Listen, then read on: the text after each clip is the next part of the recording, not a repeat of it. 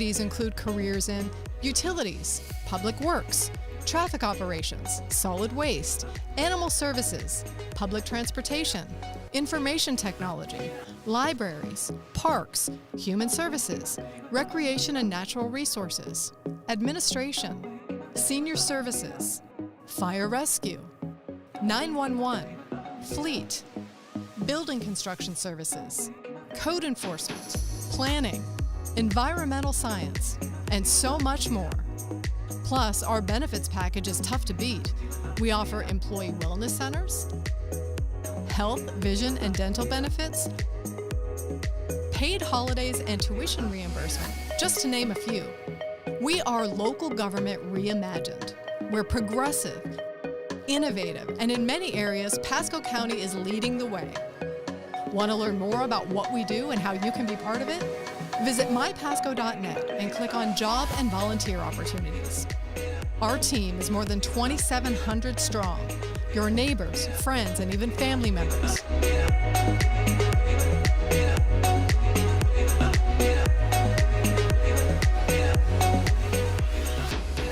Come join Pasco County and make a difference every day.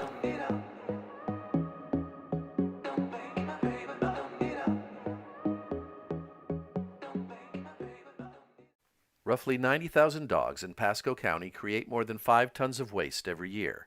When left on the ground, stormwater carries bacteria and nutrients from pet waste into waterways, causing algae blooms and unhealthy conditions for fish and other aquatic creatures. Polluted waters are also unsafe for swimming and recreation. Please do your part to keep Florida waters clean by disposing of your pet's waste in the trash. For more information, contact Pasco County Department of Public Works at 727-834-3611. This is a message to anyone who is pimping, selling, or sexually exploiting someone in Pasco County. If you are forcing someone to sell their body for drugs or money, or if you are giving them drugs in exchange for sexual favors. If you're allowing a minor to stay in your house in return for sexual favors, or if you're setting up sexual dates with a child. If you are pimping, providing a ride or security for someone selling their bodies for sex, or acting as a manager and keeping all of their money.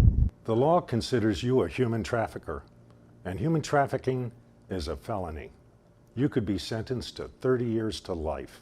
Every law enforcement agency in Pasco County, including the Pasco Sheriff's Office, The new Port Richey Police Department, The Zephyr Hills Police Department, The Dade City Police Department, and the Port Richey Police Department are working to arrest and help prosecute human traffickers. Pasco County has zero tolerance for human trafficking. If you take advantage of others, forcing them to work or engage in commercial sex acts, we have a special place for you to live, the Pasco County Jail. If you exploit or traffic other people, you are participating in modern-day slavery. Would you want someone to sell a member of your family for sex? Is a life in prison worth it? Because eventually you will get caught. We use state-of-the-art technology. We have highly trained, experienced officers. We leverage detailed intelligence and monitor all of the online and social media platforms that traffickers use. All law enforcement is working together. If you are a trafficker in Pasco County, we're looking for you and we will find you. Pasco doesn't buy it. Don't traffic or sell another person, or you will be arrested.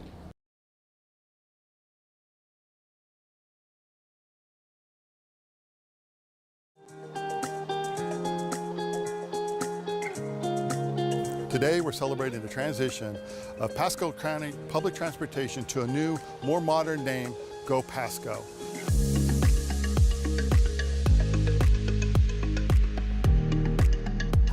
It's time for a change. It's so much brighter, so much better colors. The buses look a lot better. Goodbye, PCPT. It was always a hard time to remember those initials, and to have Go Pasco is going to be amazing for our citizens to remember, even for us to remember. We've been PCPT for 25 years. Go Pasco envisions exactly what we mean. We're here in Pasco to go where you need us to go.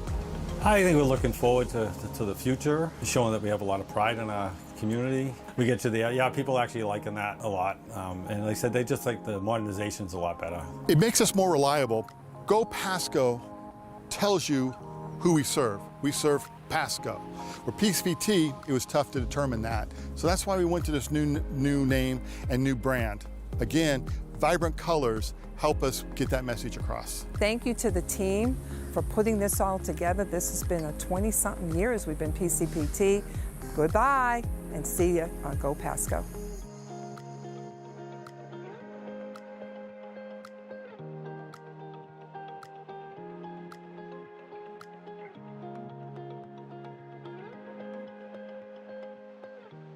Pasco County government is thrilled to be recognized as a top workplace for 2021.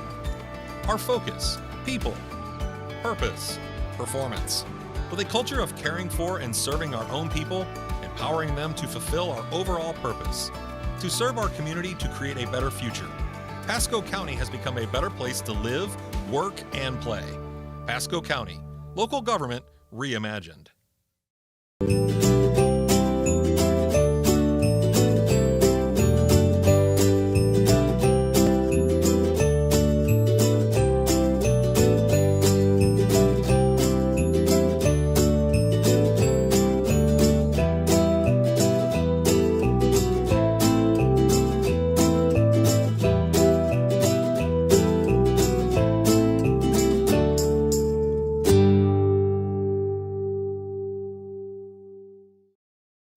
Hello, I'm Catherine Seavey, branch manager at the Centennial Park Library.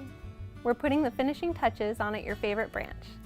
There are lots of changes inside and out, starting in the parking lot. It's been repaved and new sidewalks and landscaping have been installed. We've also added a bright new sign to keep you informed of events and happenings at the library at a glance. There's a covered entrance now to help you keep dry and in the shade. Inside, the flooring is complete, along with the ceilings and lighting. An expansive new front desk is the hub of the library, with friendly staff ready to assist you quickly and efficiently. The furniture, shelves, and fixtures are in place, and we're preparing to deliver the books to the branch soon. The loft is the new makerspace devoted to studio arts such as painting and arts and crafts. There's plenty of room to conduct classes in the makerspace or to explore your artistic side on your own. We know you're anxious to enjoy the remodeled Centennial Park Library, and we're eager to show it off. Follow our social media pages and pascolibraries.org for updates and the opening date. Thank you.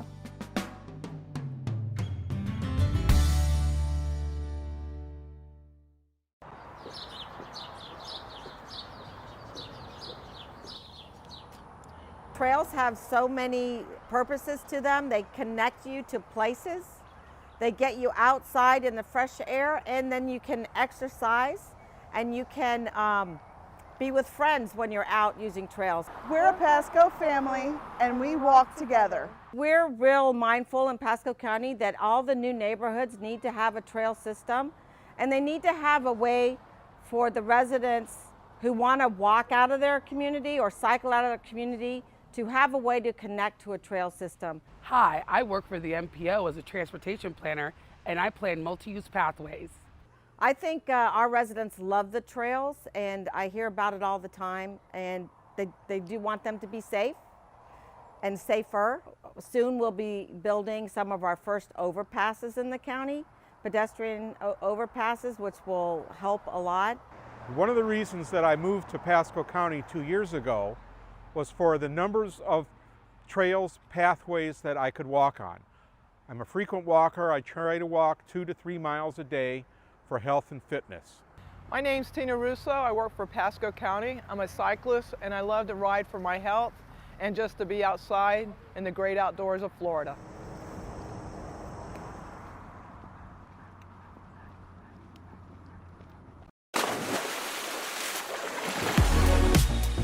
Today we're here for the grand opening of the splash pad at Veterans Memorial Park in Hudson, Florida. 2, 1.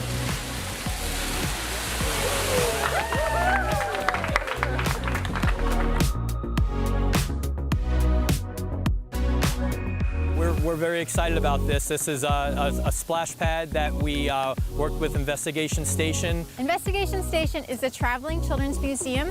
We create interactive exhibits for kids and their caregivers to visit for free on their own time in Pasco County. This is an educational splash pad that teaches children about the water cycle. So it contains elements that represent collection, evaporation, condensation, and precipitation, so the kids can learn about that while they play. So folks will come in when it's open. We have the button on the far side. They come in, they hit the button. It'll run about 20 minutes at a time. They'll play. If it shuts off, they go back over, hit the button again, and they're free to play. We started working with our board of directors and lots of artists and other people in the community for this to come about.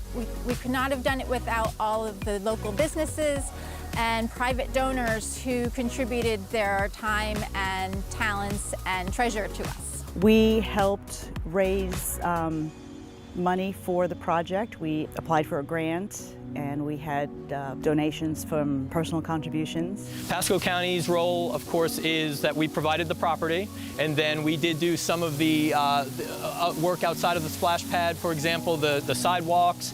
We did fund one of the water features, and we'll be installing benches and things like that. And then, of course, once it's open, we'll be the ones operating it. I think the whole community is going to be super excited about this. For the community, just like a playground, it's a social hub. It brings communities together. People come out here, they watch their kids. The splash pad's going to be the same thing. Come on down to the Hudson Splash Pad and have a great time.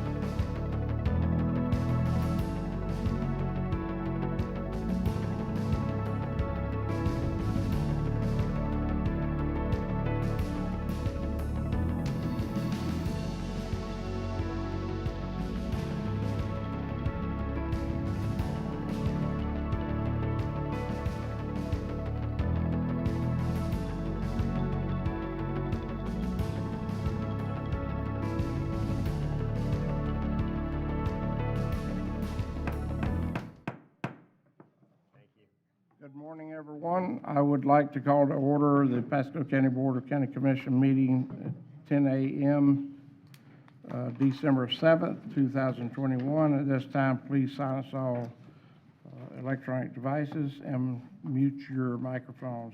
Before we stand for the invocation and the pledge, I would like us all to remember that this very day is the 80th anniversary of the bombing of Pearl Harbor by the Japanese, in which later that same day we went to war with Japan, and that's how we entered the Second World War.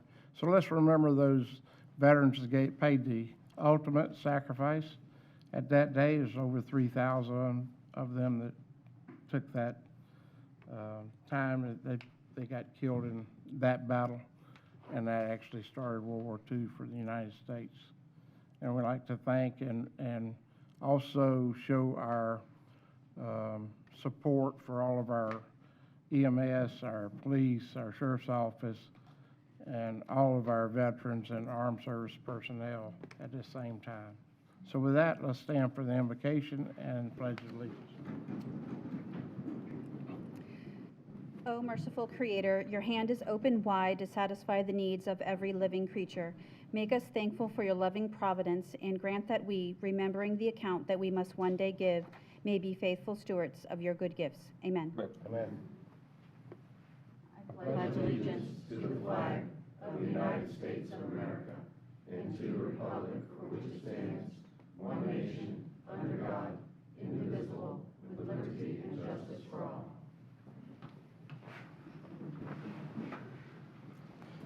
Madam Clerk, please call the roll. District 2, Commissioner Moore. Here. District 3, Commissioner Starkey. Here. District 4, Commissioner Fitzpatrick. Here. District 5, Commissioner Mariano. Here. District 1, Chairman Oakley. Here. This time, I would like to have Mr. Steinschneider, will you please go over today's proceedings for the BCC? Mr. Chairman, this is your election of officers for the 2021-22 year. As we have done in the past, the gavel is given to the clerk to conduct elections. The elections for chair and vice chair of the Board of County Commissioners have historically occurred at the second meeting in November, or that meeting occurring the second Tuesday following an election. This year we're having, because there was one meeting in November, we're having them in December. And at this point, the proceeding should be turned over to the clerk to conduct the nomination of officers. Okay. Madam Clerk. Thank you, Mr. Chair. At this time, I will open nominations for Chairman of the Board. Nominate Commissioner or Vice Chairman Starkey. Second. Okay. Are there? We have a nomination for Commissioner Starkey. Are there any other nominations? I'll do a second call. Are there any other nominations? Okay, I will close nominations. Since there was only one commissioner nominated, Commissioner Starkey, congratulations for the chair. Thank you very much. Move down, right? Here.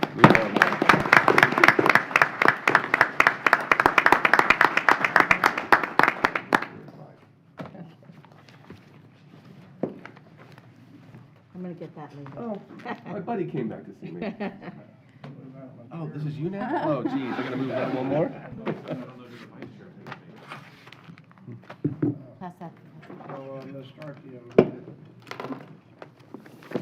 Purse. Oh, you're going to have to help with this one, me. We'll try. It's pinnable. Thank you very much. Okay. And do you do that? No, you do I do it? Now Okay. you. Ask for nominations for the office of Vice Chair. Okay, I will now ask for nominations for Vice Chair. Motion to nominate Commissioner Mariano for Vice Chair. Second. You don't need a second, but then you go on to, are there any other nominations? Are there any other nominations for Vice Chair? Okay. Hearing none. Hearing none, we have a new Vice Chair. Congratulations, Commissioner Mariano.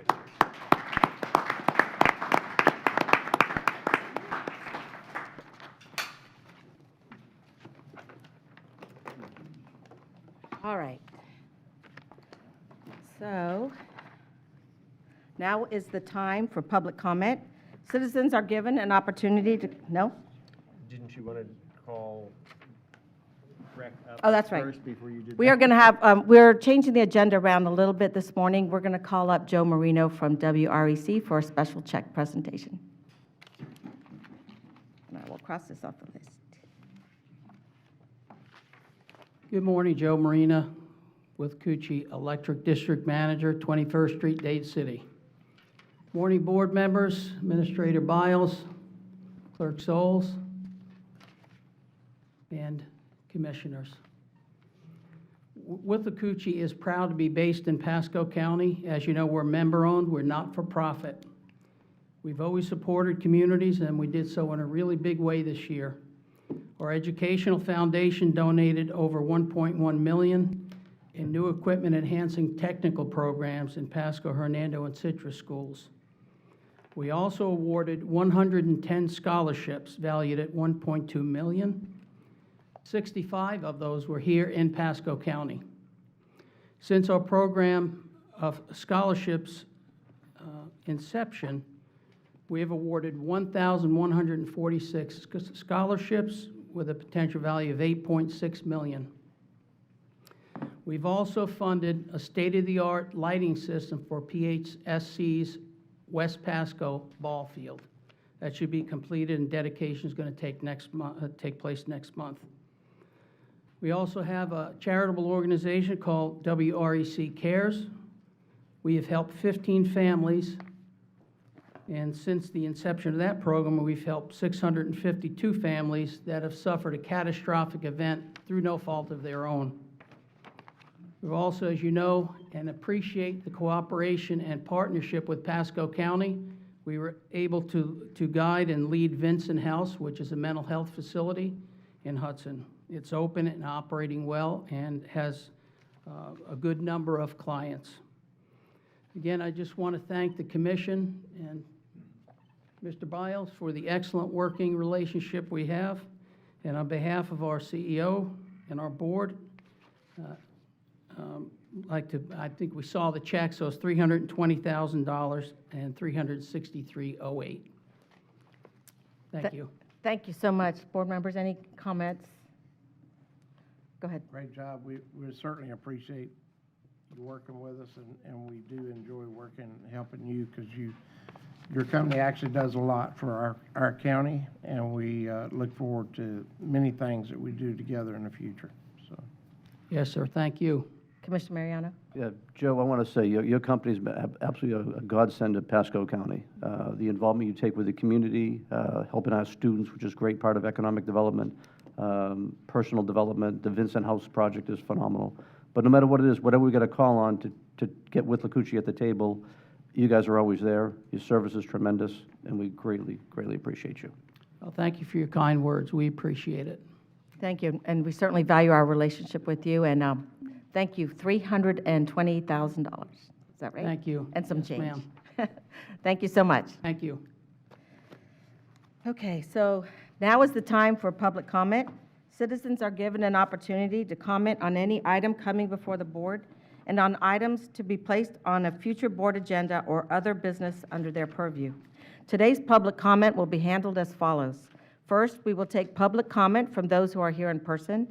Then we will take public comment from those who have pre-registered for a WebEx link and are currently on queue.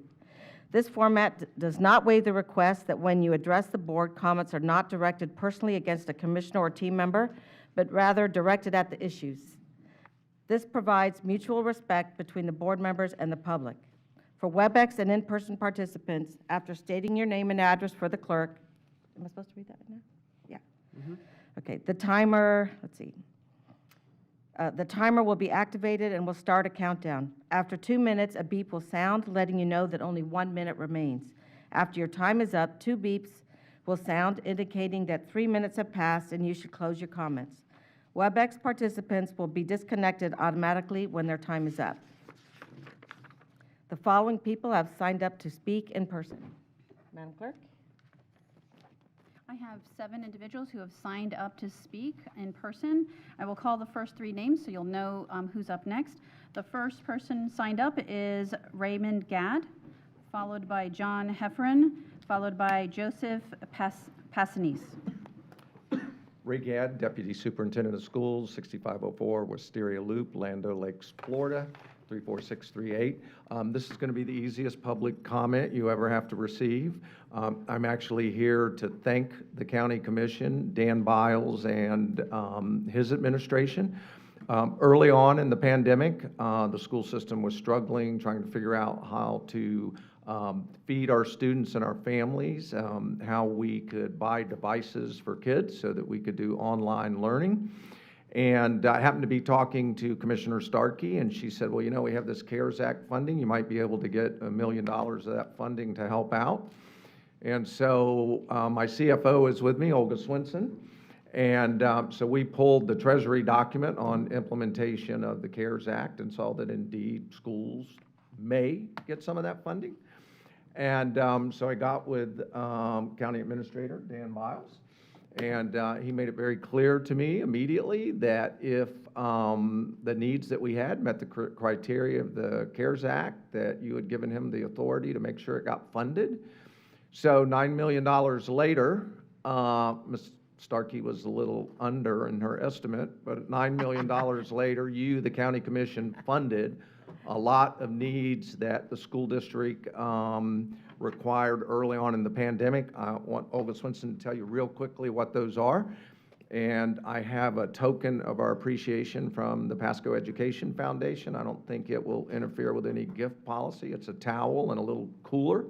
And based on your agenda today, you might need a towel. So I'll let Olga just tell you what you funded, and then I'll pass these out. Good morning. Good morning. Again, on behalf of the school board, the superintendent, and every employee of the district, thank you for the contribution to the school district. We use the money for the development and implementation of online learning. As you know, our students had to take online courses last year. About 30% of our students did that from home, and about the 70% actually came into our schools. We distributed 17,000 computers to our students. We also served over 1 million meals to students and families around across the entire county. And we also use we use the money for all expenses associated with contact tracing. As you know, we had to do that last year, and we spent a lot of time doing that. So that's really a summary of how we use the money. Again, thank you. Thank you. That's amazing. It's great seeing you again, Olga. Yeah, nice to see you. Thank you, sir. I'm really glad we could help the school districts when they needed it, because we got our money so fast. And so, thank you. That's very nice. Thank you, Ray. Appreciate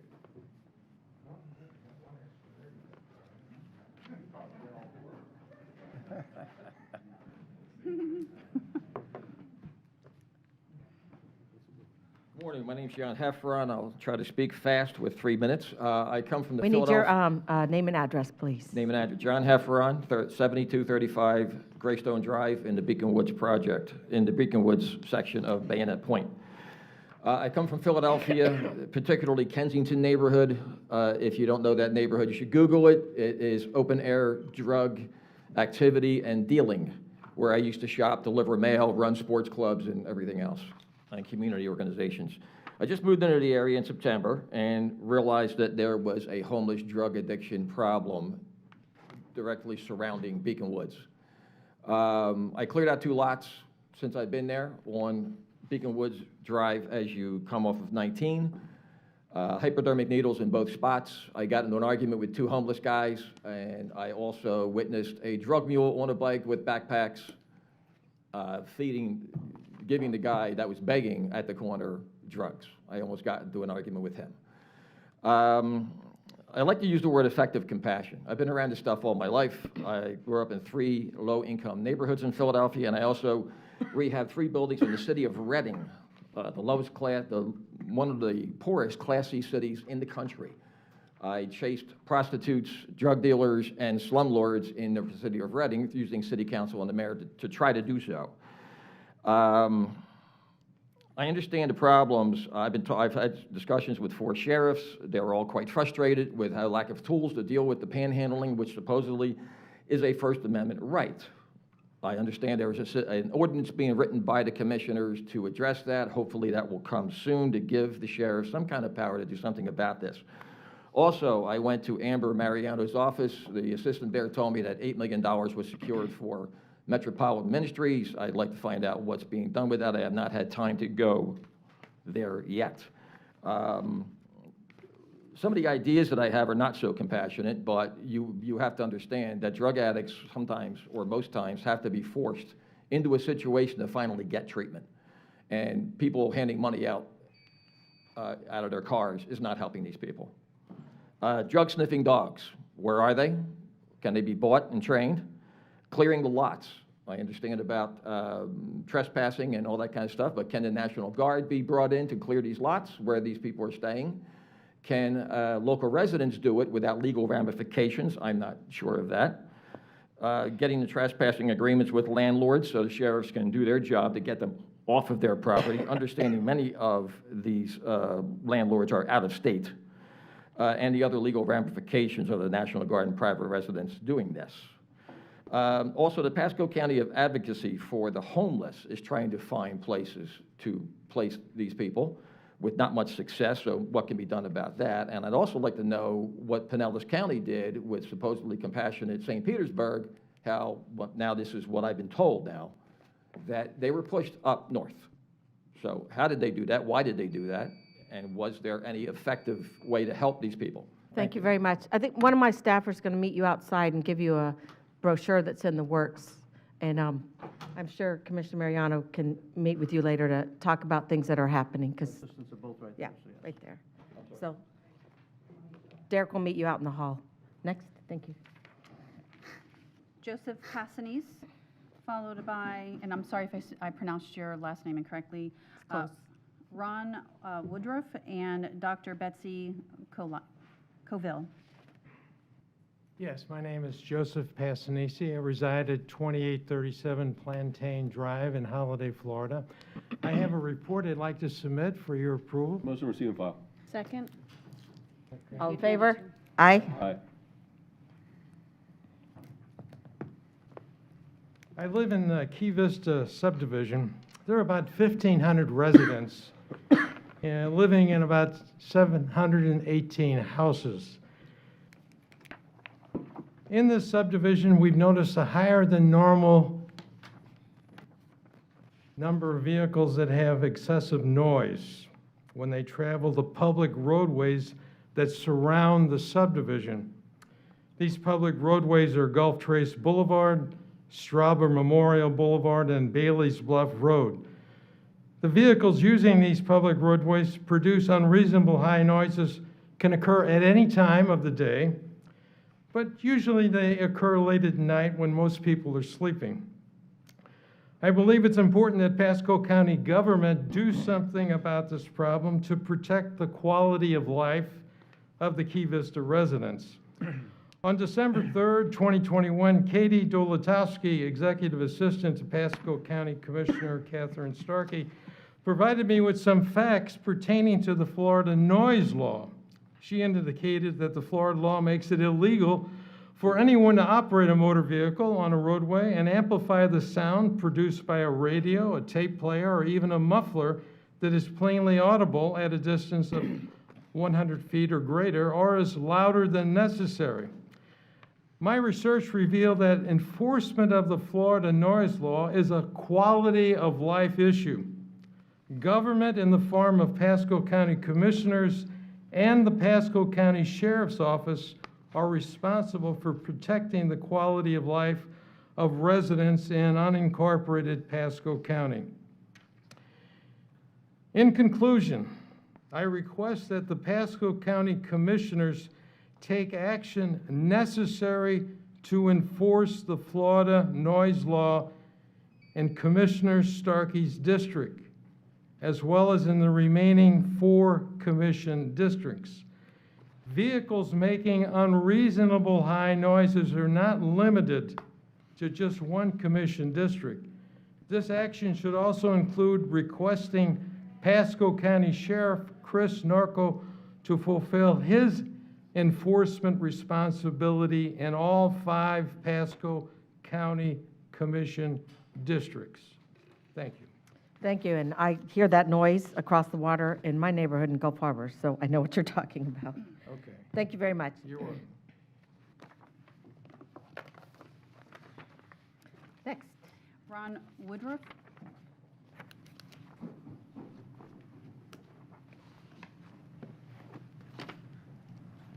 That's Waldorf. Waldorf. Thank you. Okay, first of all, Your name and address for the record, please. Ron Waldorf, 18723 East Road, Hudson, Florida. I'm here because I moved here a year ago, and I wanted to build a garage to put jet skis and other things that don't fit in the garage in the house. It took me, I'm not done yet, we're 11 and a half months into it, to do 2 days' work. Took 1 day to pour the concrete for a 26 by 40 garage, and 1 day to erect the building with a 6 or 7 man crew. We still haven't done the electrical work, so technically, we're still not done. Now, Sonia, who works with Mr. Jack Mariano, has been very helpful. Hooked me up with Roy Mazur, who has changed everything and made things, I wouldn't say easy, but couldn't have got it done without him. I've been in the building trades for almost 40 years. Speaking of which. Huh? $1 million houses up north, $2 million houses, $20 million houses on Lake Geneva in Wisconsin.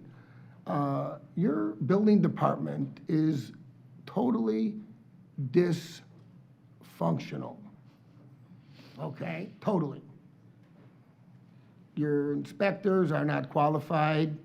The people that work in their office wanted me to get a topographical survey and a grading plan, but I was exempt because I live on 1 acre. They tried to force me to do so without Sonia and Mr. Roy.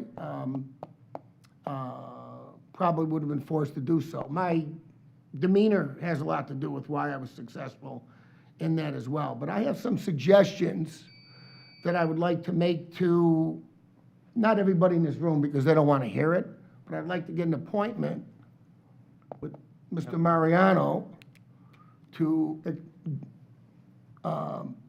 make my suggestions to them. Because just one example that I'll use, Olympic Pool, who got 100 permits, okay? There's no way he should have got 100 permits. Now, if you ask Roy, he says, well, by law, we have to give him permits. No, you make a rule, you get 20 permits or 10 permits. When you finish 5 pools, we give you 5 more permits. You don't allow people to go around and pull 100, 200 permits and defraud all these poor homeowners. It seems like the county is protecting the criminal contractors and not the taxpayers and residents. So I don't have anything further to say. I'd just like to get an appointment with this gentleman. Thank you. Based on 40 years of experience, I think I... Thank you very much. And one of his assistants will... Sonia's right there, so please set it up. There you go. Thank you. Dr. Betsy Coville.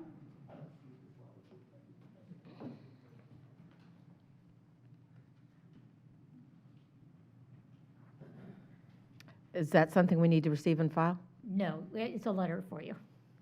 Motion to receive Okay. and file. Second. All in favor? Aye. Aye. Good morning. Dr. Betsy Coville, 510 Stratfield Drive, Lutz, Florida. As a veterinarian and I begin educating myself about the plight of rabbits, I will share what I learned with you.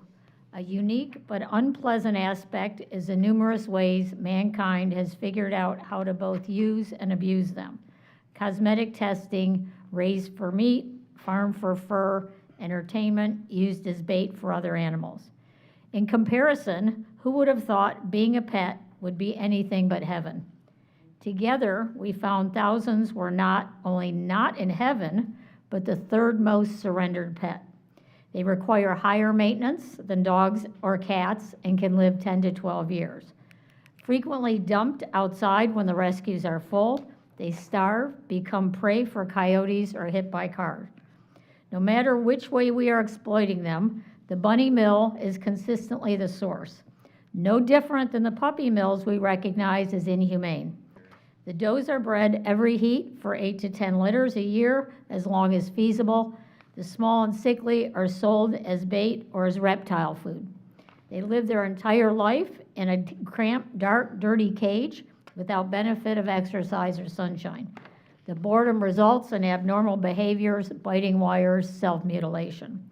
There are currently 3 locations in Florida which have placed bans on retail sales of rabbits: Orange County, DeSoto County, and Key West.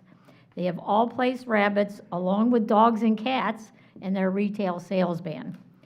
Key West simply added rabbits to the definition of pets. Similar to retail bans for dogs and cats, they allow sales from shelters and rescues. Petco and PetSmart stopped selling rabbits in 2007 and only work with rescues. They are the #1 and 2 retail pet supplies in the U.S., so obviously a ban will not hurt these businesses financially. This ban will take the pressure off rescues and humane societies, removing the guilt of turning them away and negating the need for owners to dump them. Pasco County has been a leader in the state for protecting animals, with anti-tethering laws and pet sales bans. Now, as we are working to educate and change laws in neighboring counties, we hope you will be the trailblazer for the Tampa Bay region. Thank you for your time. Thank you very much. Next. Renee Rivard, followed by Miriam Parham. Good morning, Commissioners. Nice to see you. Renee Rivard, P.O. Box 81, Cortez, Florida. The Tampa Humane Society has taken in 246 unwanted pet rabbits so far this year. That's 100 more than last year. Hillsborough County Commissioners are taking action because the Tampa Humane Society is their partner in helping the county with unwanted pets. There is no facility in Pasco County that takes in unwanted rabbits. Suncoast House Rabbit Rescue is your partner with unwanted pet rabbits here in Pasco County. Suncoast House Rabbit Rescue has told you that they are overwhelmed. In September alone, they had to turn away 66 unwanted pet rabbits. It is extremely difficult to find fosters and homes for rabbits. Rabbits are a high-maintenance pet. They need lots of room to move around and chew on everything. They also need specialized veterinarian care, which is expensive. The majority of rabbit sales are impulse buys at retail stores. You have roughly 45 pet stores in Pasco County. 36 of them survive without selling rabbits. Only 9 sell rabbits. PetSmart and Petco don't sell rabbits. A manager at Petco said they don't sell them because they are the third given up pet behind dogs and cats. A sales girl at Foster's Exotics in Port Richey told me that rabbits are not good pets for children. They don't like to be picked up, and you need lots of space for them. Another sales girl there said they are cute when they are babies, but a lot of people don't realize the care that's involved, like they don't want to be in a cage. An associate at Pet Supermarket said kids see pictures of bunnies at Easter time and ask their parents to buy bunnies. Then the bunnies end up being homeless. You see, Commissioners, even the salespeople know that rabbits are a high-maintenance pet that are an impulse buy and end up being unwanted. We spoke at your last Animal Advisory Committee meeting. The committee seems interested in a ban on the retail sale of rabbits and even made comments that ferrets and other small animals should be considered. Your animal services staff said they would do some research and get with you about this matter. Commissioners, please help your partner, Suncoast House Rabbit Rescue, and start a discussion about adding rabbits to your retail pet sales ban like Hillsborough County is doing. Thank you for your time. Thank you very much. We have And the last one signed up in person is Miriam Parham, or Parhari. Depends on who you ask, my husband or his son, how to pronounce it. Anyway, my name is Miriam Parham. I'm at 9932 Caribou Trail, Dade City. I've been a Pasco resident for about 23 years, but I also represent a nonprofit 501c3 group that's been incorporated since 1989 called Florida Voices for Animals. We have almost 5,000 supporters in the area, and we're all volunteer.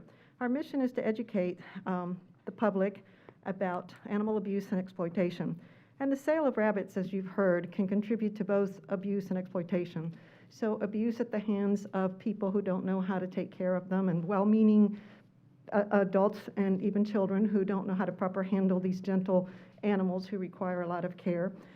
But in transportation, there's a lot of exposure to stress. And then at the retail store, also the way they're kept in the cages, and they're also crowded often. If you go to some of the pet stores, they have those wire cages that are very harsh on their tender little feet. So you've heard a lot of statistics, so I'm not going to repeat anything like that. But as you see, they're turned into the shelters, and the shelters are overwhelmed, and they're turned away. Then the sanctuaries apparently are overwhelmed, so they can also turn them away. So they require more time and effort and socialization than people realize. And yes, they're bought primarily at Easter time, but it is a year-round problem. And as you heard from other small animals too, like the ferrets, the guinea pigs, and other small animals. So as you heard how fragile they can be, they can chew and scratch like you heard. They can scratch the little faces and hands of the children handling them, and they can also break their backs when the children pick them up and handle them, and they can drop them. So there's a lot of stress and discomfort, and then when they're released because they're not wanted, either accidentally or on purpose, they're exposed to the cold and the heat, and they don't do well in an environment that they don't know. And they also get sick very often, even in the household, and they're good at hiding their illness, so a lot of times you don't even know when they're sick till it's too late. So they really do require a lot of care. So, in summary, we don't think that rabbits would make good pets, and they certainly shouldn't be sold at the retail stores. Certainly support adoption of those who are out there that need adopting, and all animals shouldn't be left out of this equation. And talking about animal protection, you hear about dogs and cats, but we need to add these other small animals to this equation, and they should be provided protection from potential cruelty and mistreatment and not being sold in the stores. And we hope you pass this not just at Easter time, but year-round. And again, the best solution to preventing these is to not have them sold in the stores. So thank you so much for your time. Appreciate it. Thank you. Madam Chair, that was the last person who had signed up in person.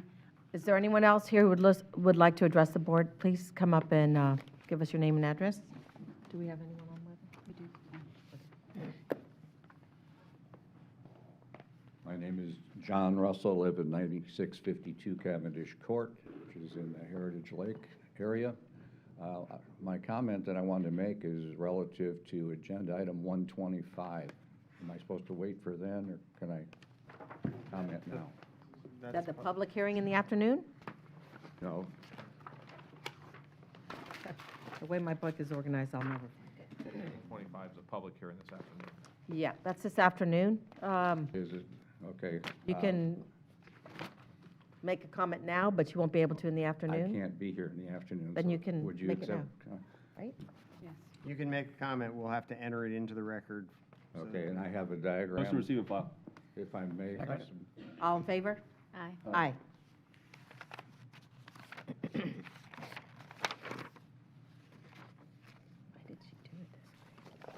You've already heard all about the development along Alvernon Avenue from about Chris Scherer's development down there, and the zoning change from residential 2 to multifamily housing 1, MH1, I guess is what it's called.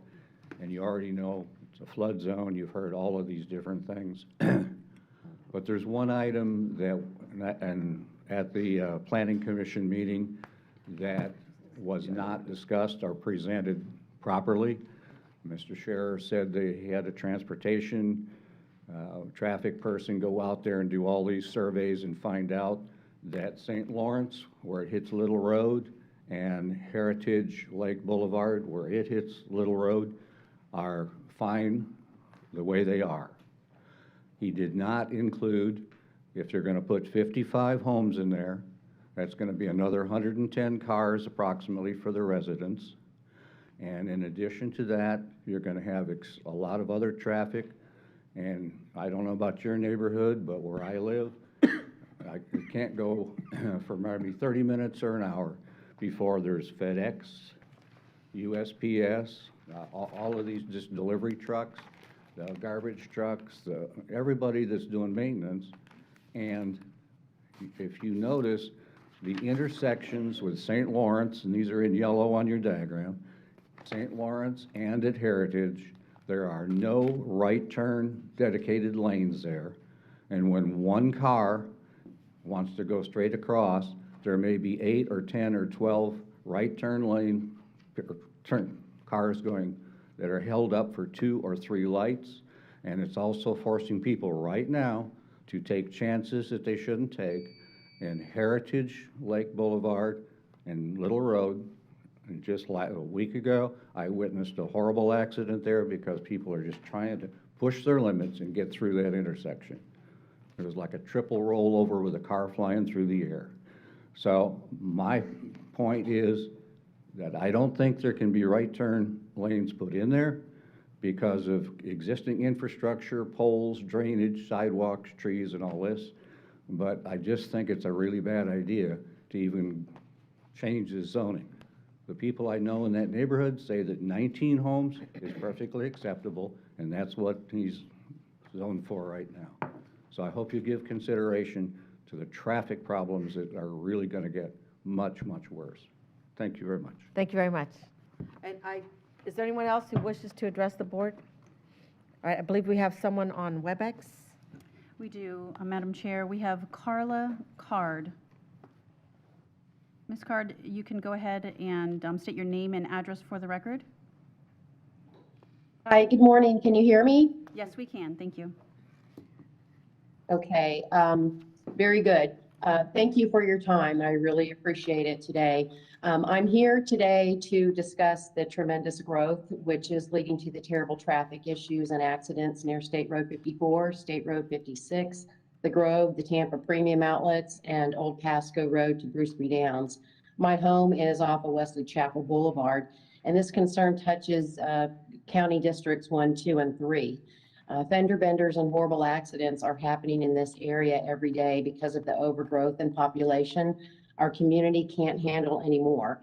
Not only is the gridlock and the buildup negatively affecting the quality of life for the current residents, but it's also negatively affecting the wildlife that has nowhere to go and live. Deer are constantly being maimed and killed on these hazardous roads, and it's very disturbing to see. The new construction in the area needs to be reviewed, and additional development in this area should be halted. There is no funding, if there is no funding to fix the road issues, we certainly should not allow more development to increase in this area, which actually increases the chaos. There are several new multi-tenant buildings being built right now. Once completed, the population will grow and cause more traffic issues. It's so bad right now that the emergency vehicles are not able to respond quickly. And how awful this is if you or a loved one needs urgent care. So we must stop any more new developments until we get this traffic under control. People are running red lights and blocking intersections, which is causing mayhem. It takes me over 35 minutes to get to I-75 when it used to take 12 minutes. There are 6 lights, traffic lights in a short distance, and not one works to move the flow of traffic correctly. There are too many businesses near the I-75 on and off ramps. This is extremely dangerous. Again, we must halt any new developments until we get the roads and overwhelming population under control. There are people running red lights, like I mentioned, and we're running out of room. There are too many businesses. There are too many people being allowed to live and work in a small area with poor traffic control. So we need to stop newer construction, or at least require the developers to pay for the build on the roads necessary prior to development of new structures. It's just really becoming too much. And again, thank you for your time, and I certainly appreciate all your attention to this matter. Ms. Card, we need your address for the record, please. Yes, ma'am. It is 23110 State Road 54, Lutz, Florida, 33549. Thank you. And Madam Chair, that's the only one on All right, WebEx. thank you very much. Okay, so now we will, we have 15 minutes till time certain. So we will move on to the consent agenda. No, now's the time for resolutions, and I do believe we have one. Yes, we do. Pauline Smith, could you please come up to the podium?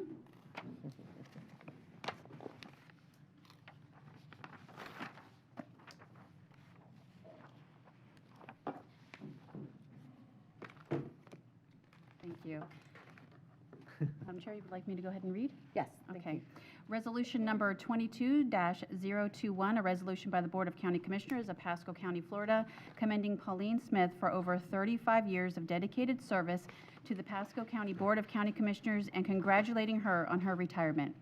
Whereas in 1986, Pauline Smith began her career with Pasco County. Pauline started serving the citizens as a part-time custodian in the Facilities Management Department. Eventually, Pauline transitioned into a full-time position, serving as crew leader of the custodial staff within the department. And whereas in 1998, Pauline decided to pursue a new career path and transferred to code enforcement. Pauline served the citizens of Pasco County as a code enforcement officer, becoming Officer Smith.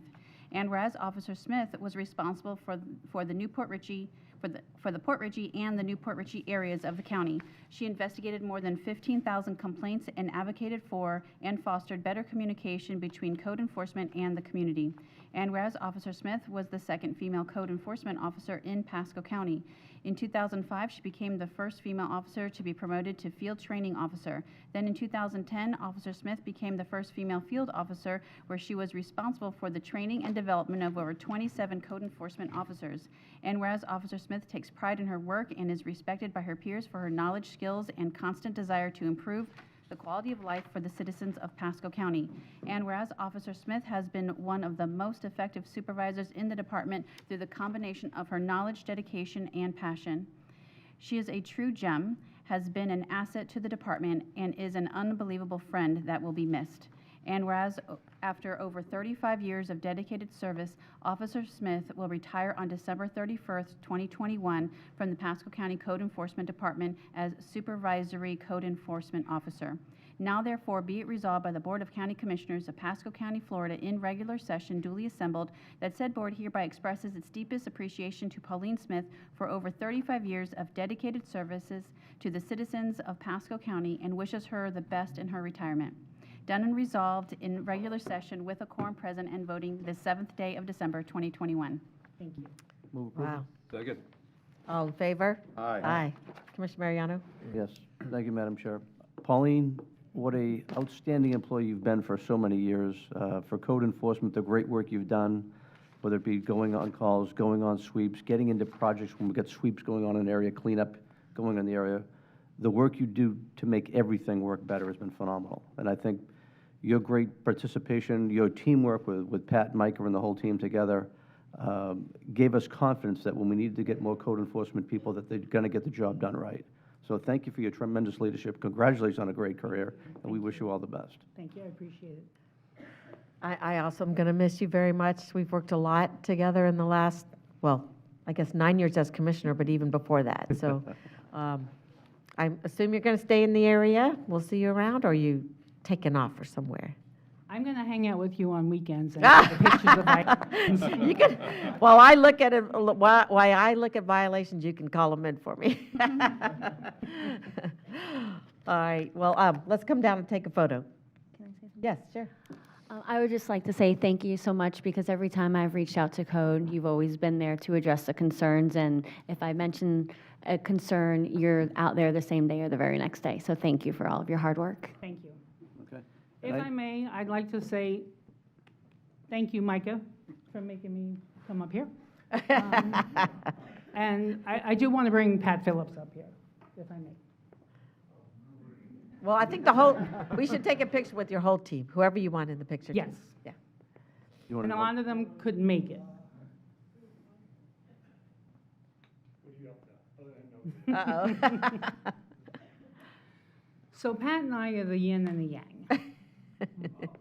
I'm the cold, stern one. Pat is a nice, soft, compassionate one.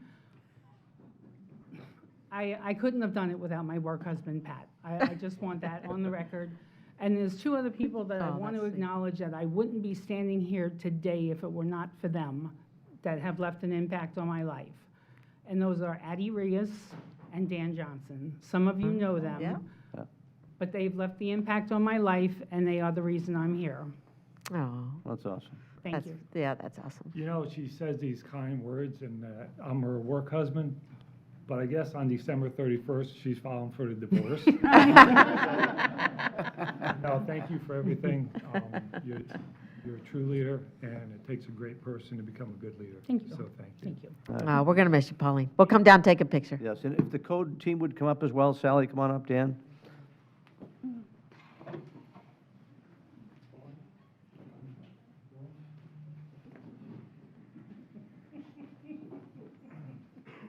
We're gonna have to do it in the back a little bit.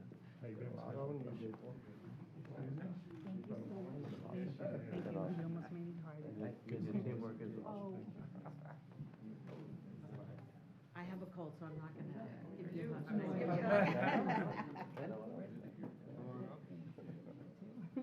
Yes, we'll stick them back up here. All right. Come on up. Are you taking a picture? Right here. Oh, you're in the middle. Back here, guys. Or the other side. So, hold your Oh, yeah, hold Commissioner your- Mariano. Here you go. Right there. I've never heard that. Folks right here. 1, 2, 3. Everybody smile. Thank you. Thanks. Take the photo. No, I'm sorry. Oh, no.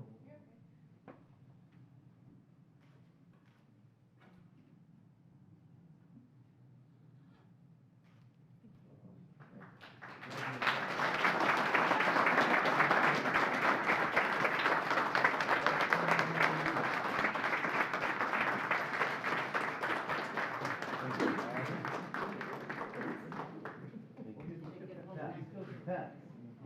Sir. Work, come on. Separation is also wrong. Yeah, that's what Nell said. Thank you. Thank you, everybody.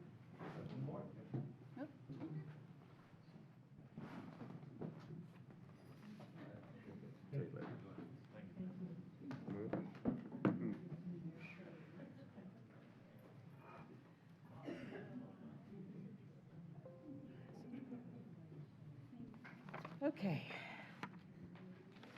And now we are on to the consent agenda, unless I have a time set. Yep. Back over here.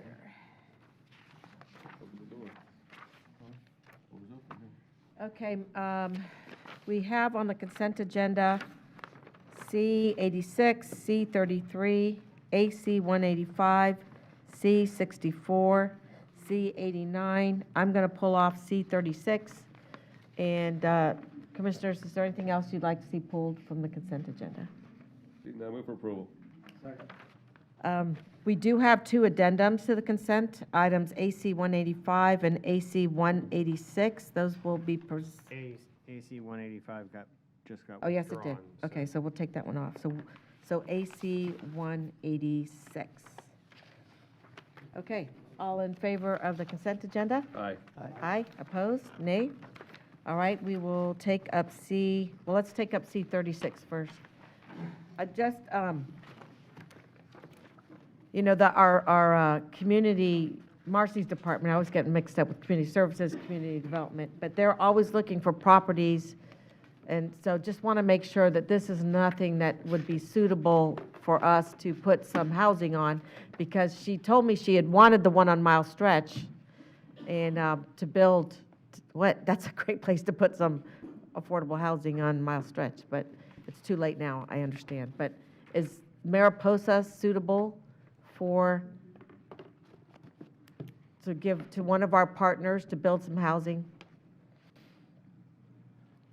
Good morning, Facilities Management, Andrew Baxter. With our surplus and disposition property program, we review all properties with internally, and it includes community development prior to it ever coming to the board. And so they have vetted it, they have ensured that it is not a property that they desire, and so this property is ready to be declared surplus. Okay.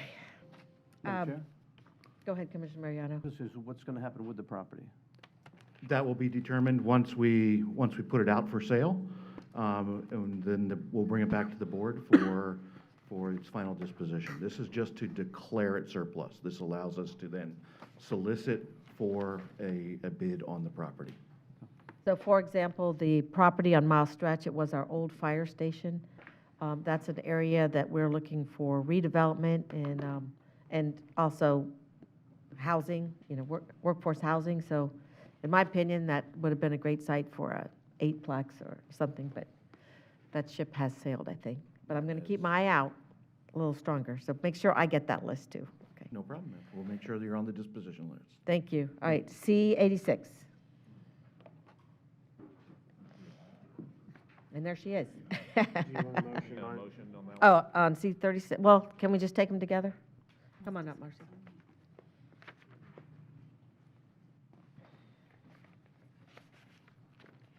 Good morning, Commissioners. Item C86 is an amendment to our HART program, which is Emergency Rental Assistance Program with the U.S. Treasury. It is amending agreements with our partner agencies to extend the scope of work and the terms of agreement through the end of January so they could fully expend their money. We have a couple of changes to the memo. They include the number of agencies have gone from 9 to 8 because one agency is fully expended, and then one of the amendments was not properly signed by the notary. Thank you. And now it is. Great.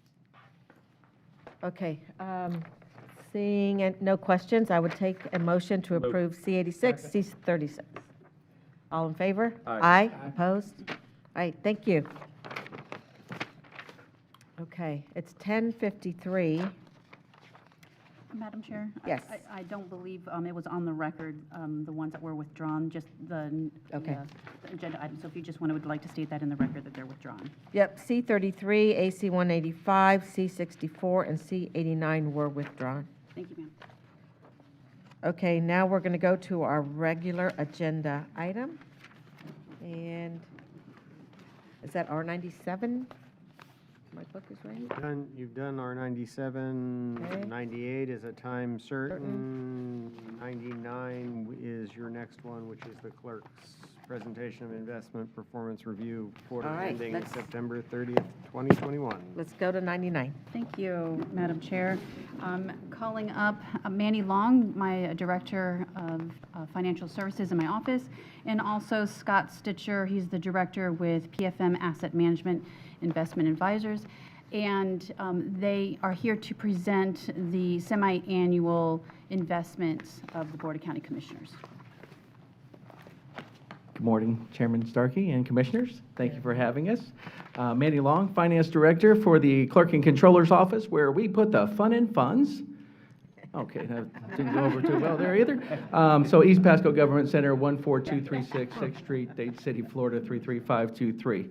So as we continue to monitor the investment portfolio to ensure compliance with the Florida statutes as well as the Pasco County's investment policy, we monitor all the investments on a daily basis, and with the help of PFM giving us some strong advice, even with these low interest rates that we're still seeing, we exceed the benchmarks for our short and long-term investments. Again, first and foremost, we are maintaining the safety and security of the principal for all Pasco County investments. And as you can see here on our slide here, the total unrestricted portfolio that we have is $1 billion. Short-term investments distributed to the Florida Trust Day-to-Day Fund in the amount of $204 million, $162 million in the SBA, and another $10.6 million in local government investment funds, Florida class. Our longer-term investments are with PFM. We have $391 million invested with PFM underneath their management, and Scott Stitcher here, who is the investment guru. Appreciate you. Thank you. Thank you. All right. And we have another $10.7 million in CDs with qualified public depositors.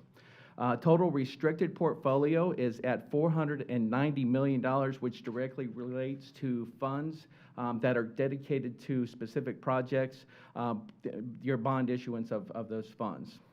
And when we met the last time, we had about 71.39% of our investments in local government investment pools. The investment policy states that we can have 75%, but when we did evaluate the investments, we did move a lot of that money out to, now we're down to 31.6% in local government investment pools. A large chunk of that money went to PFM to manage some of those funds in order to go a little longer out on the yield curve and to maximize some of the yield that we have. So, and again, we're exceeding the benchmarks that are set forth out there by the industry standards. And I think I'm going to turn it over to Scott so you can not listen to me anymore, but he's got a lot of great information. Thank you, Scott. Thanks, man. All right. Good morning, everyone. As mentioned, my name is Scott Stitcher. I'm with PFM Asset Management, and I'm not nearly as clever as Manny is, but I do want to just take a quick moment to thank Madam Clerk Alvarez and Manny and the finance staff. We have a great working relationship with the team. It makes our job that much easier, so I commend Nikki and her team.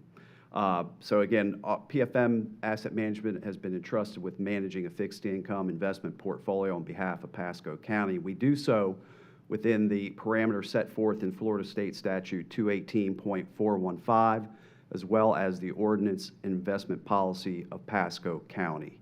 The main objective of both the statute and your policy is safety of principal, followed by liquidity and yield. Did you have a question? I do, but I'll ask it at the end. Okay. Please feel free to interrupt. So as Manny mentioned, I'm going to focus on the line that says PFM, Board of County Commissioners Investment. We've been entrusted to manage a little over $390 million on your behalf. I'm going to pass through slides 4 through 7, serve as a asset allocation or compliance summary so that you can see that you're, again, within the parameters set forth by your policy from a sector standpoint, issuer allocation standpoint, the credit rating agency standpoint. But I want to make some comments on page 9, if I can. I'm going to speak first to that duration number and why that's important. You'll note that the duration is a measure of the interest rate sensitivity of the portfolio. I suspect the next time we get together in 6 months, you're going to see that number be slightly short or less than the benchmark duration. And that's really because the Fed has indicated that they really plan to raise interest rates come 2022. They've really been signaling expediting their timeline given the rising inflation numbers that they're seeing out there. So we do anticipate interest rates to continue to rise, which they've started to do in the fourth quarter since this report was printed. And therefore, what we will do is take some of the interest rate sensitivity out of this portfolio by reducing the duration relative to the benchmark. I also want to point you to the upper right-hand corner, that sector allocation. Just note that the portfolio is very well diversified. Your policy allows us to do quite a bit, and that's a good thing. And it has served you well, which you'll see when we look at the performance on the previous page, page 8. But the one number I want to point you to is the Treasury number. And that number is a little bit inflated right now. And that's a byproduct of the new money that Manny mentioned earlier that you gave us back in the second quarter of this year, about $175 million to be exact.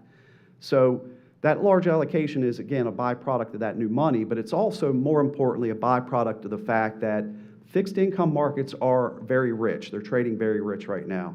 And so, yes, fixed income can be rich like equities. They can be very similar.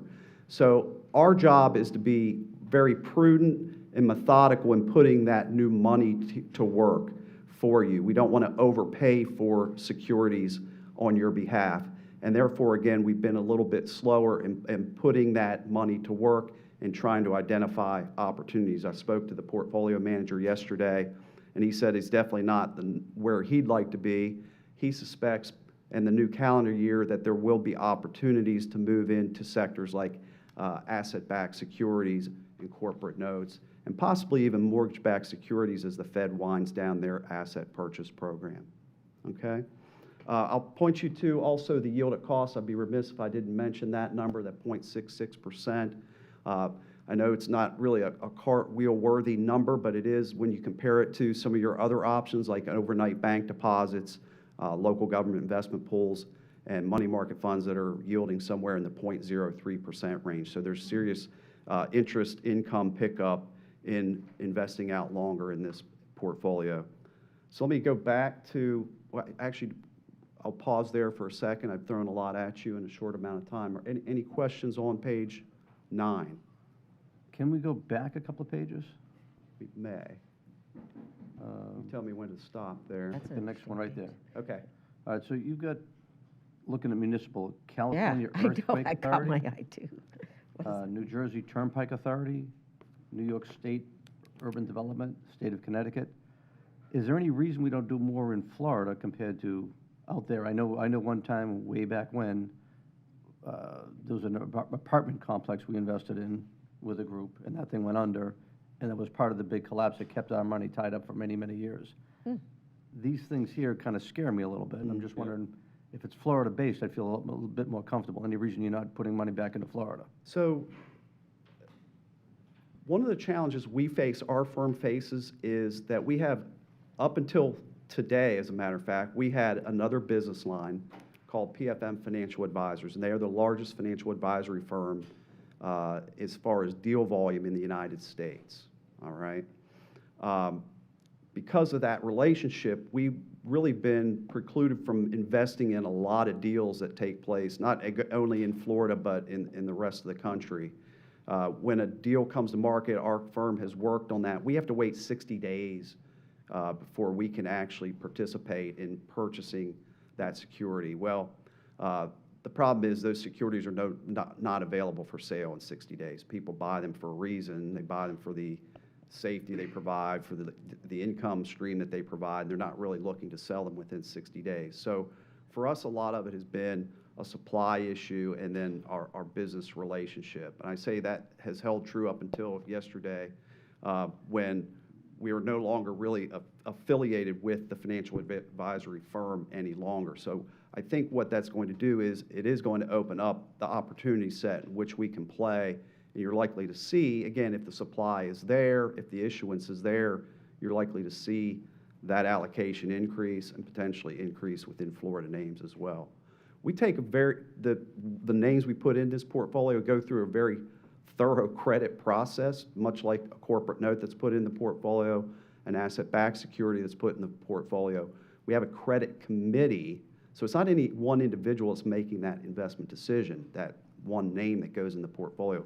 It's a team that does the analysis and creates an approved list and it has to be on that approved list before it can be put into this portfolio. It's hard-coded into our trading platform. Your policy is hard-coded in so that a name or something that trips a parameter within your policy doesn't make it in to your portfolio.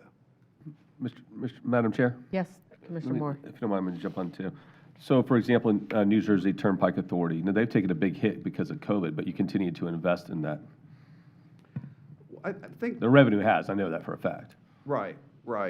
And I don't know when, I need to look to see when we added this name in the portfolio, but I just also want to point you to the fact that it's only a 0.1% allocation. By policy, you can go upwards of 5%. So we're really talking a small exposure here. No, and I appreciate that, but we still invested in it when they're losing revenue. Again, I'd need to look and see when we added the name. I'm guessing we did so before COVID, and I can confirm that and get a number back to you. So we're let me not ask you adding money. We're not adding money. Okay, so for example, and just to tie into what Commissioner Mariano, I think, and Chairwoman Starkey had some concerns too. If you're looking at investments throughout the year and you notice that, for example, COVID's going to have an impact on some of these investments, like a turnpike authority, or less cars are on the road, less people are traveling on the roads, would you not want to go in there and obviously, reinvest those funds into another fund? Whereas those dollars into another fund? Yes and no, and I will say that, again, I mentioned that credit committee. They're continuously doing research on the names on our approved list. And I will say at the height of COVID, they were meeting on a weekly basis and looking at the names for potential impact to principal, whether these entities would be able to pay the principal back. And it's a name, again, that has passed that credit committee's review, and they continue to be comfortable in keeping that name on the list and in the portfolio. Were we adding to names that we had concerns about during COVID? No, definitely not. As a matter of fact, we stopped making any purchases in the muni space, in the corporate space, and asset-backed space as well. Again, this was at the height of the pandemic, so we're talking back in March through June. We were not adding to these names. But are we comfortable continuing to own them today? Yes, we are. Can I do a follow-up question as well? Yes, excuse me. Bless you. So when I look at, as you point out, municipal, I look at all the bonds above it from supernatural agencies. They're all AA, AAA, but California Earthquake Authority got no rating, and A. Then they got AA's, and then New Jersey Turnpike Authority, as Commissioner Moore just mentioned, is only single A. State of Connecticut is only single A at first, and then 2 AA's. So, I mean, if I'm going to invest in a municipality, I'd rather see it, I don't know, in my own state, my own county, and even with my own turnpike authority that runs through the county. Okay. Is there any reason we don't do that? Or, because if they don't fit, so be it, but is there any reason? I think the reason is pretty much what I had stated earlier, was it's a supply issue, so just not even having the availability of those names to invest in. But here's what I'll do. I will go back today to the portfolio manager and share this feedback with him, share his concerns about some of the names in the portfolio, and ask that he focus more on trying to identify Florida names that, again, I think may become much more available to us. Given that we don't have that financial advisory relationship any further, that should open some doors for us. So I'd be glad to share this feedback. And if there was a suggestion that they had, as far as maybe it's legislatively, something needs to happen to the state to make it more viable to go invest this way, then so be it. Let's get that. We can even reach out to our legislators that, could get legislation changed if we needed to make it better. No, I really don't think it's a legislative issue, and I just want to make one point too. You shouldn't be concerned about the NR too, that not rated. That should not be perceived as a weaker credit. It just means that entity is not paid up for, in this case, S&P and Moody's to rate them. So this comes with a fee that for them to have that rating, they have to pay those entities for that rating. So that shouldn't be perceived, again, as a weakness in their credit rating at all. It just means they're not willing to pay it, or they don't feel the need to pay it given who they are. Madam Chair? Yeah, then I have a question. Thank you. Yes, Thank you, Commissioner Madam Chair. You mentioned there's a committee that reviews these, is that correct? And where are these committee members located? Our trading desk is in Harrisburg, Pennsylvania. That's where we're based. Okay. So we manage about $176 billion. I always say we're probably one of the larger asset management firms you've never heard of. So we have about $176 billion. About $130 billion of that is in discretionary money, meaning our clients entrust us to make buy and sell decisions on their behalf, much like Pasco County Board does. So that committee, again, meets monthly to discuss new names they want to bring to the list, to names that they consider removing, and then just, again, reviewing the list as it stands. And we do that for commercial paper, municipals, asset-backed, and corporate note securities. Again, I'm not going to harp on this anymore because I know we have a busy schedule, a busy agenda. I'd just be curious again, to, New Jersey Turnpike Authority, New York State Urban Development Corp., State of Connecticut. We're looking at 3 northeastern states that abut each other that Pasco County is making investments in. I don't take kindly to that. Okay. Madam Chair. Commissioner Fitzpatrick. Yes, and looking at the New Jersey Turnpike Authority, and I would like to look further into it, but as looking it up, it does have strong traffic and revenue histories, so I would just like to see what the histories are currently up to date, if they are increasing their budget and increasing their gross revenue, or if it's decreasing, because I know it's very it brings in and generates a lot of revenue. So I would like to see what rate of return we have on that investment. Thank you. Okay. Is there more to your presentation? I really was going to speak to performance on page 8, but in the interest of time, I'd be glad to stop there. Well, performance is important, so I think you should Performance is important, and I would say, I think it's been, again, Manny made the comment earlier about the county's portfolio outperformance benchmark. We are part of that outperformance. So on this page, we show you returns in dollar terms as well as percentage terms, total return percentage terms at the bottom. And for the 3 months ending September 30th, the portfolio was up 0.09% versus the benchmark in that beige gray area at 0.06%. We also show you net of fees, and that net of fee return was 0.08%, so about 2 basis points of outperformance for the quarter. And then we show you the trailing fiscal year end, the 1-year number for September 30th, 2021. The portfolio was up 0.29% versus the benchmark at 0.03%. And then on a net of fee basis, the portfolio was up 0.23%. So that equates to about $800,000 in dollar terms. Not a number we like to see, but it's just a byproduct of where we are today, the interest rate cycle. We're hoping that we start to move towards since inception type numbers out there to the far right. Again, as interest rates rise, might be a little painful in the beginning. Again, as interest rates rise, bond prices fall, but long term, you're going to be investing at higher yielding securities, so that interest number should offset any pain in the long term. So again, we think we're headed more towards these since inception type numbers, 2%, north of 2%. Okay, my question, and Manny, you may have said at the beginning, and I was getting organized here, so I missed it, might have missed it. But I know it was unusual for when we got the money from the feds in one of the distributions that we were allowed to get interest on it, because apparently normally we don't get to collect the interest on it. So is that money, did that money go here? Where'd that money go? So since the money was originally supposed to be spent by 12/31 last year, so we actually did put that in a short-term day-to-day fund in local government investment pools, which has a maturity of about 35 days. So we had easy access to that money and liquidity.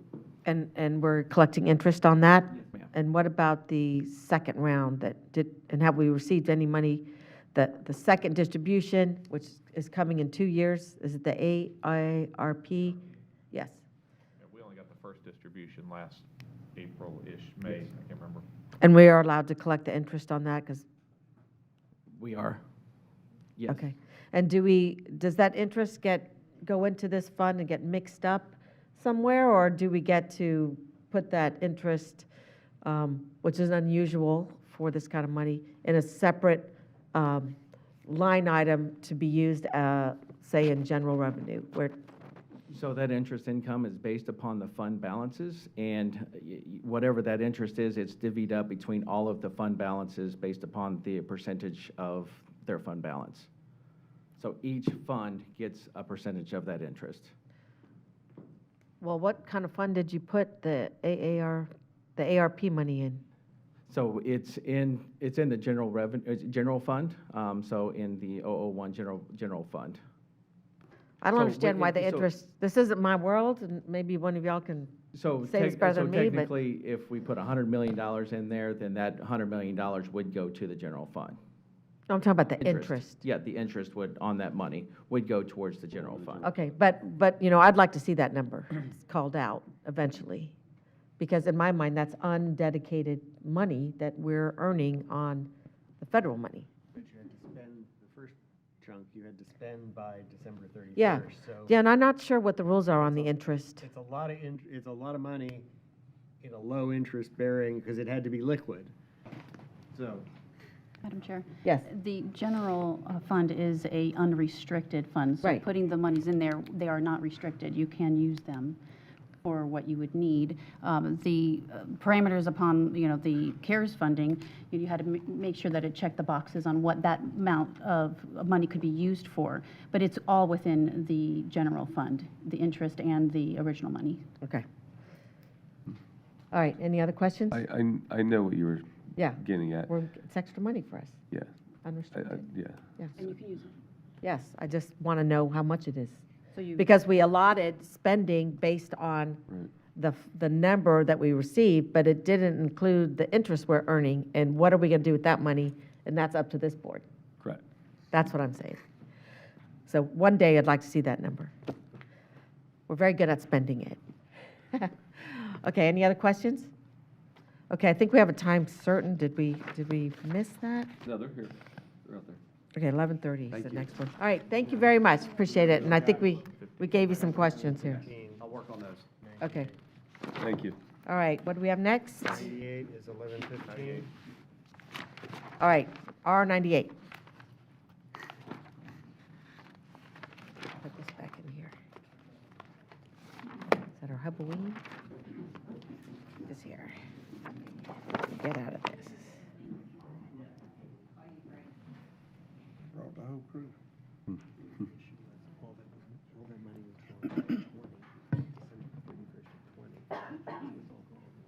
Yeah, but we got the other money, and it's not normal that we get to keep the interest. Come on, don't be shy. Come on. Yeah. It's okay. They don't bite too hard. Good morning, Commissioners. How are you? Good morning. Morning. Commissioners, my name is Reagan Weiss. Good morning. This is my business partner and chairman of Hub Life Charities, Joey Deeb. It's another glorious day in Pasco County, and I would just like to say we are very grateful for this event, and we are very grateful for the collaboration efforts between private business and public. We'd like to recognize two individuals right away. Mark Berlinger. Mark, please raise your hand. And Christina Gordon. Guys, give them a round of applause of Parks and Recreation, because it was an absolute pleasure working with them. With their support and their work ethic is absolutely amazing. This Huboween is in memory of Angela Fagan of Parks and Recreation. We lost her this year. She was a great advocate for this event, and it was an honor to work with her, and our condolences go out to her and her family and her coworkers. This event was an enormous undertaking. Ideas are great, but you need to have a right team of people to make it happen. These people you see here behind me and next to me are what made it happen. Businesses came together in order to raise over $56,000 for a 2-day event. Thousands of cars, over 6,000 people. It was an absolute sight to see. It tugged on our hearts when we received private messages that families with wheelchair-bound children were able to come to their first scary event for Halloween. Guys, it's been truly amazing. We're grateful for all of you. We truly are grateful for the collaboration event. We're grateful for you allowing us to use Parks and Recreation and JB Starkey Park. It's so amazing to see, and everyone here can attest that when you see these kids come through, and I know Joey can say it too, I have this mask on, these people have masks on, and you see the smiles in your face and sometimes the fear. And it's such a great feeling to know that we are all making memories and core memories for these kids for years and years to come, and they're always going to remember, Mom and Dad, remember going to JB Starkey Park? Remember that and how much fun it was? And then they're going to do that for their kids, and hopefully we pass on that generation. So after the $56,000 is raised and expenses and so forth, we have two charities involved. We have Hub Life Charities, which we split right down the middle as we promised from day one. So after proceeds and everything came to, we have a $20,000 check to give to the Board of County Commissioners for you to use for Pasco County Natural Resources for children's scholarships and for SWIN scholarships, et cetera. So we thank you. We're grateful for all of you. Thank you. Excellent. Thank you Congrats. so much.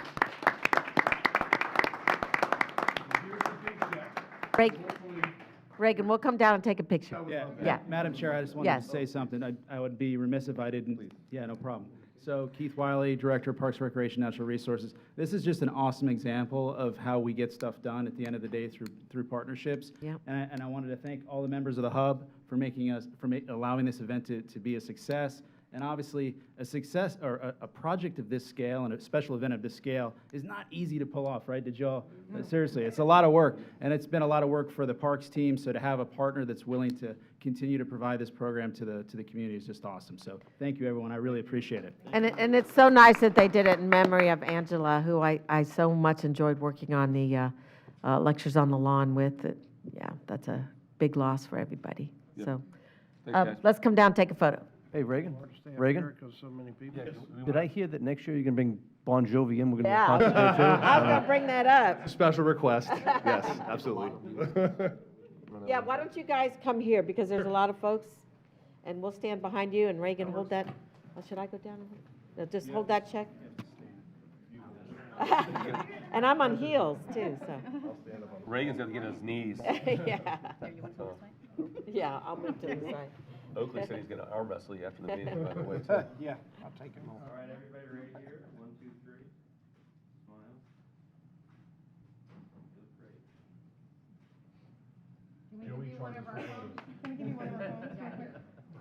Yeah, and then everyone can send it out. No, not yet.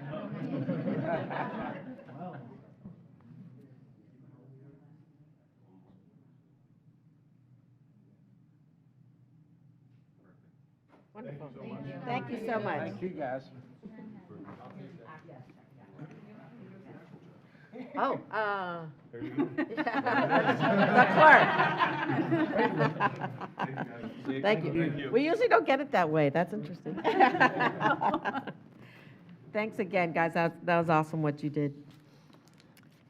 Okay, so that was, we did 89, we did, 98, 99, and now, well, I see the sheriff's here. You have 11:30. Yeah, 11:30 is the citizens' graduation. Are we ready for that, or should we? 101 first. The what? Do 101 first. You got a few minutes. Okay, we'll do 101. I'll switch over here.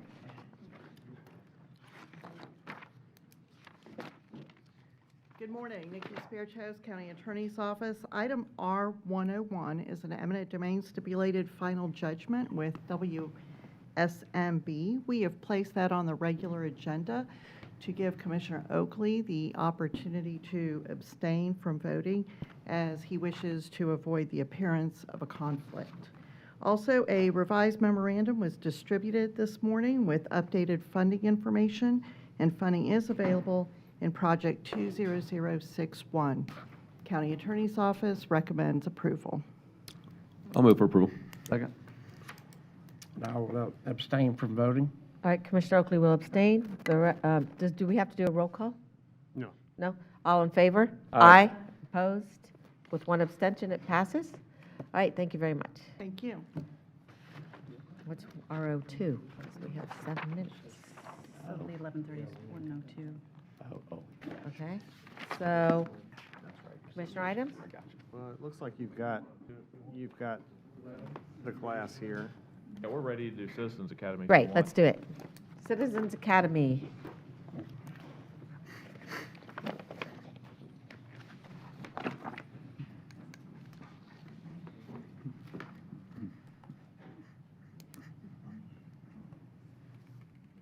Good morning, Commissioners. Johanna Rodriguez, Intergovernmental Affairs. Today, we'd like to celebrate the fall 2021 graduating class of the Pasco County Citizens Academy. We have 21 graduates this time around. We'd like to present certificates of completion to those able to join us today. Following the presentation, we ask you join us for a group photo. Class, when I call your name, please come up for your certificate.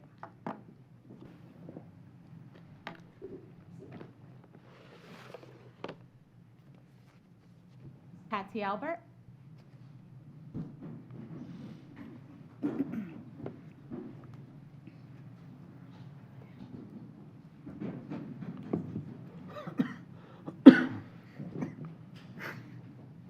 Samantha Alvarez.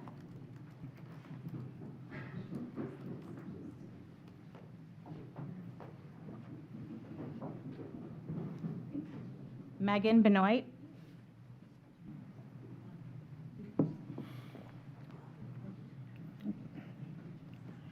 Michael Cianfrani.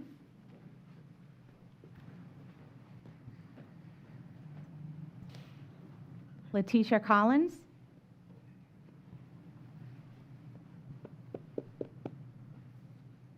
Linda Connolly.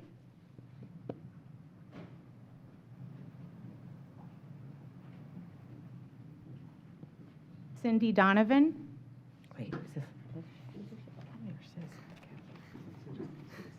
Andrea Eisenhower.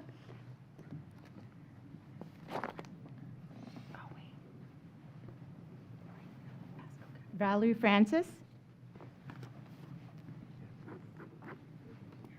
William Humphrey.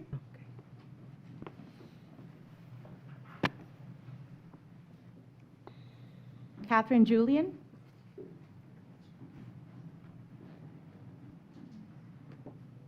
Stephanie LaFew.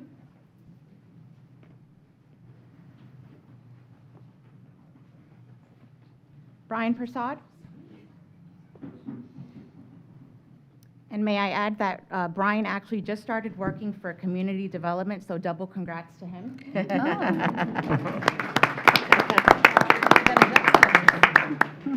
Geraldine Sanchez. Jessica Schmidt.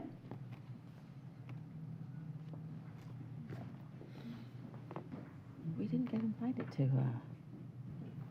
Carissa Villa.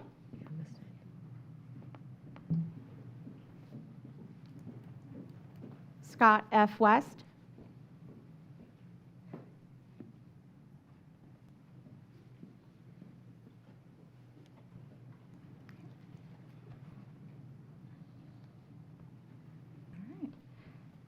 So congratulations to the fall 2021 class. We hope you enjoyed our program. Thank you for your interest in learning about what we do every day to make a difference in the lives of those we serve. We look forward to our next academy, which starts on January 19th. Great. Thank you all so much for participating. We'd love to hear comments from those who went through the class. So, we'd like to know what you thought about it. It's not very many places where you can learn how your local government functions, so that's why we started this years ago. And we're really grateful for the time you put into this, and we'd love to hear a few comments quickly if any of you want to say anything to the board. Well, we'll stand up and take a photo, and then if any of you will give us a few comments, we'd love to hear it. We usually come to Dade City during this. Oh, yeah. When they role play as commissioners, right? That's the. Oh, is that Leadership Pasco? Oh, okay. Getting my classes mixed up. I know, I get it mixed up.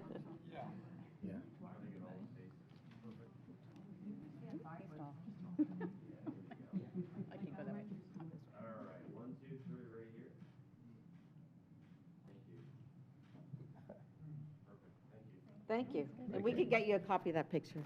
So anyone want to make any comments real quick? If you could do it at the podium. Yeah, at the podium. Thank you. At the podium. Here? Yes, for the record.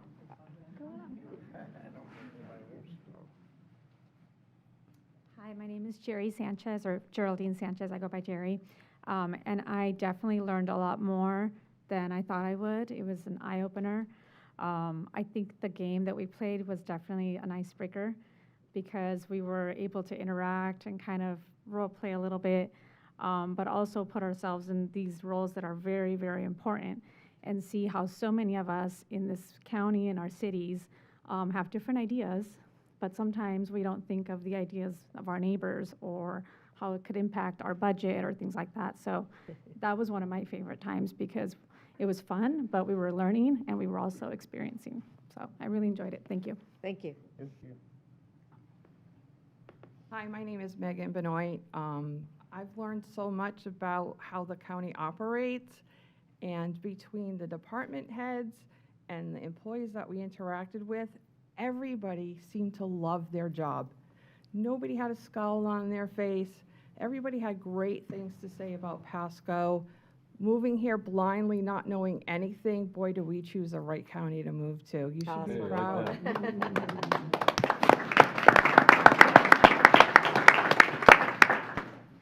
Good morning. I'm Cindy Donovan.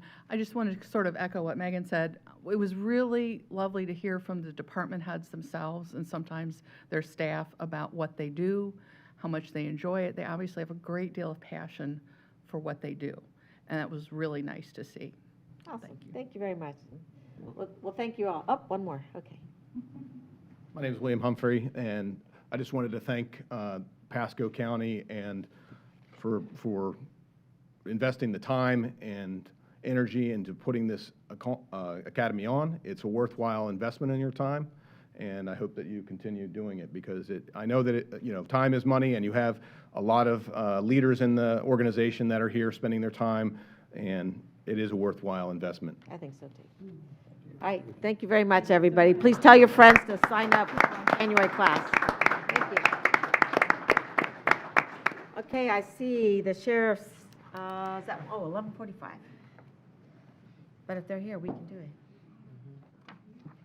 So, we have a time certain at 11:45, but if you guys are ready to go, we can go. He's ready to go. All right, why don't you come on up for the 11:45 R100. I have no idea what this is. There it is.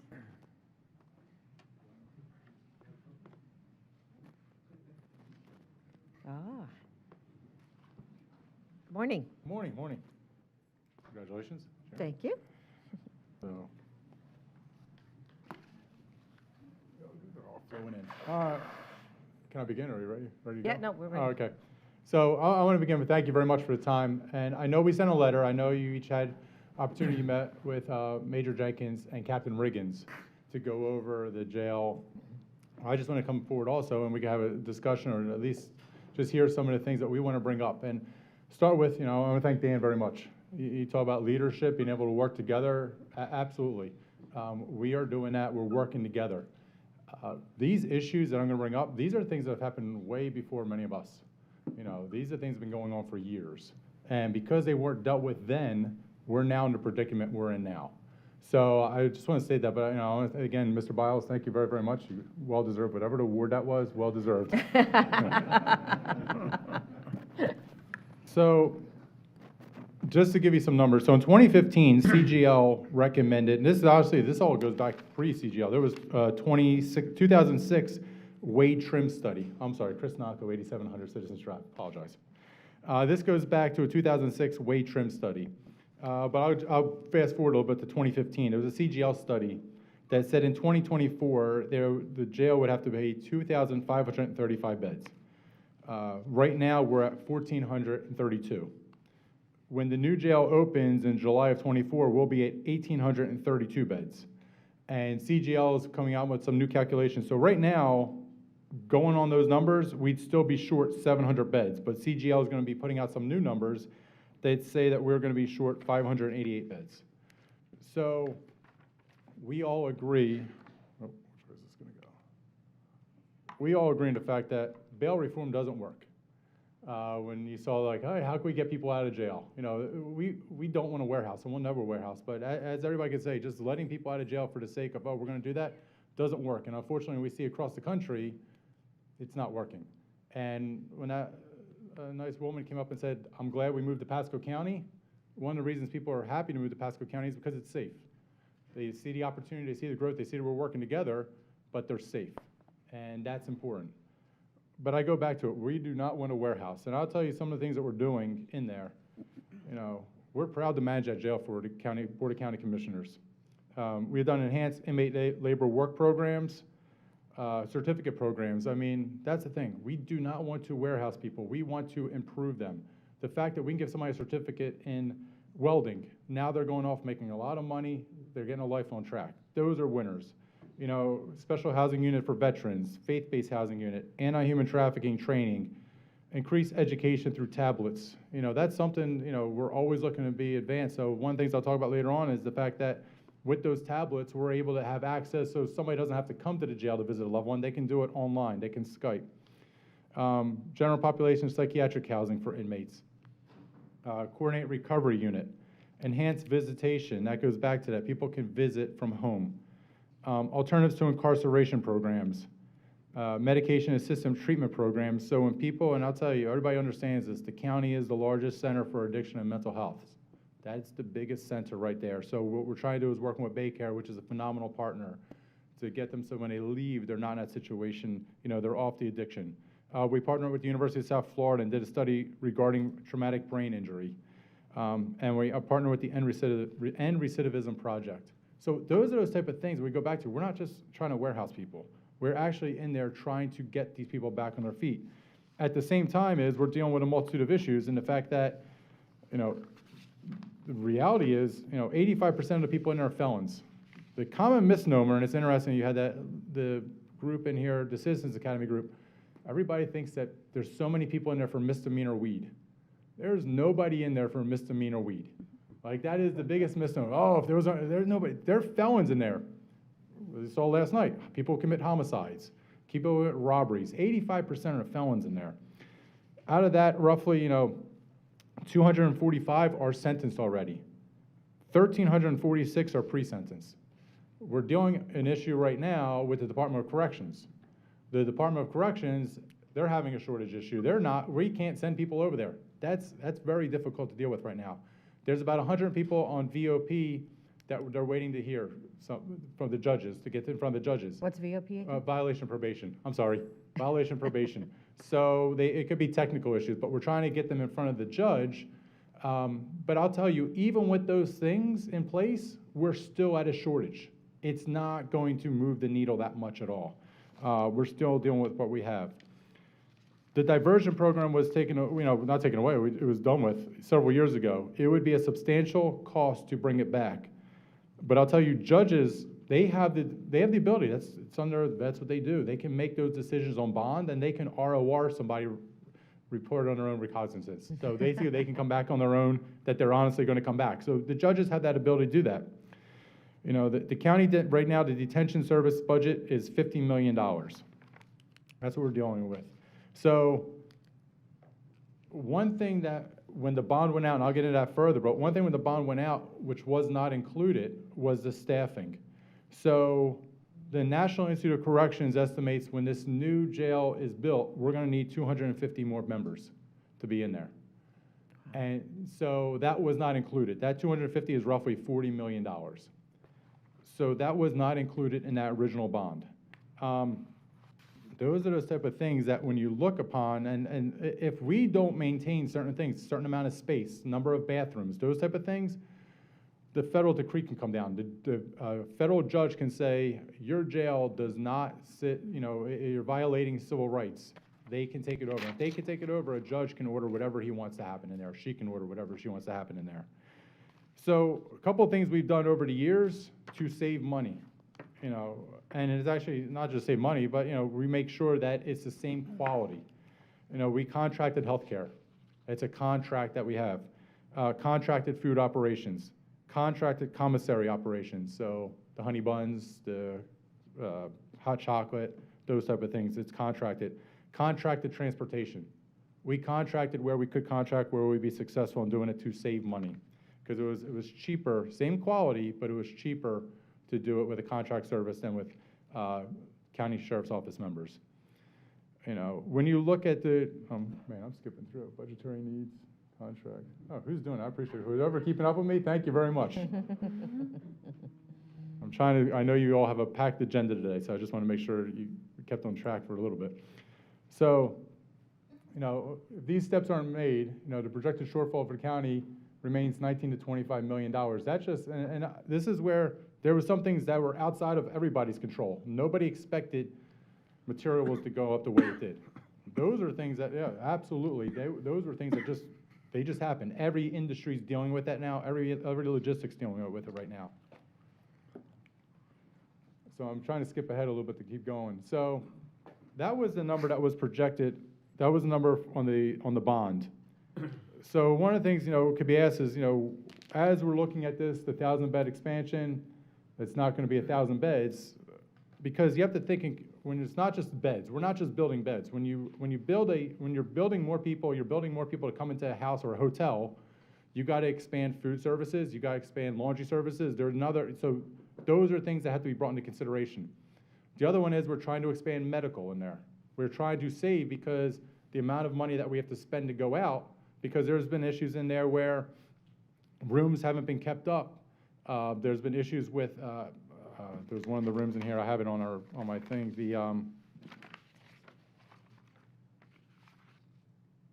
where was it? That's it. The negative pressure cells. Thank you, Major Jenkins. Negative pressure cells, because the negative pressure cell does not work, we had to send an inmate out. Because we send an inmate out, now you have somebody that has to sit with that inmate, that, outside costs for that health care on it. Those are those type of things that you look at, cutting costs, we can't really, because nobody was looking at the staffing issue when they proposed the bond. Those are things, when you're not looking at the staffing issue, that's very hard to cut. Other things you have to keep into consideration, as I go back to, if you cut things too much, inmates sue. When inmates sue and it goes in front of a judge could make that decision and say, I believe you're violating civil rights. We do not want to violate anybody's civil rights. If they violate civil rights and the judge deems that, they take over the jail. And it doesn't matter what anybody thinks, they will say you will do this and you have to do it.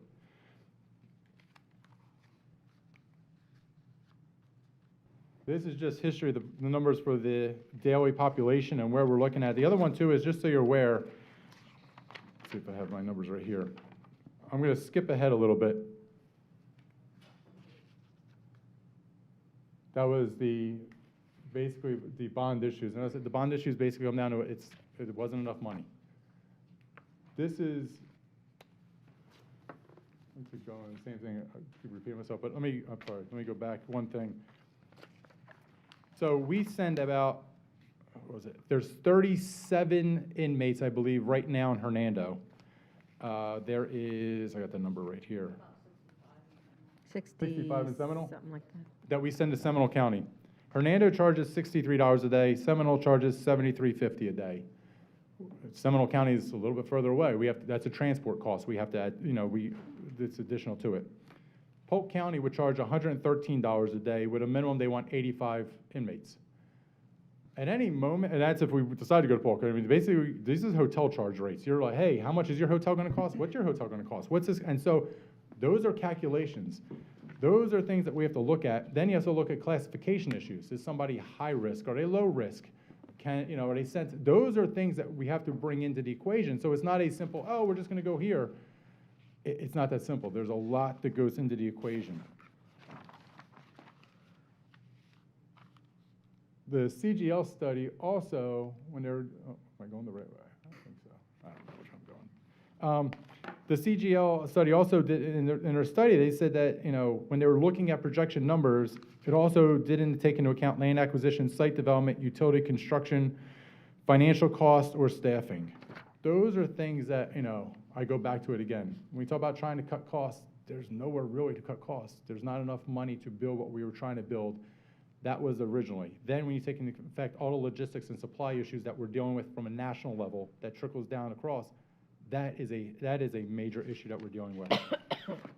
And so the bottom line is we want to work together. Like everything we've done, and I appreciate this board has been fantastic. We've worked together like the crowd said earlier. They're proud to be here. That's because we're working. But at the same time, as if I don't bring this forward, wrote the letter. I know the major and captain sat with you. I'm here. I just want to bring it to your attention because this is an issue that since the early 2000s hasn't gone away. It's still not going to go away.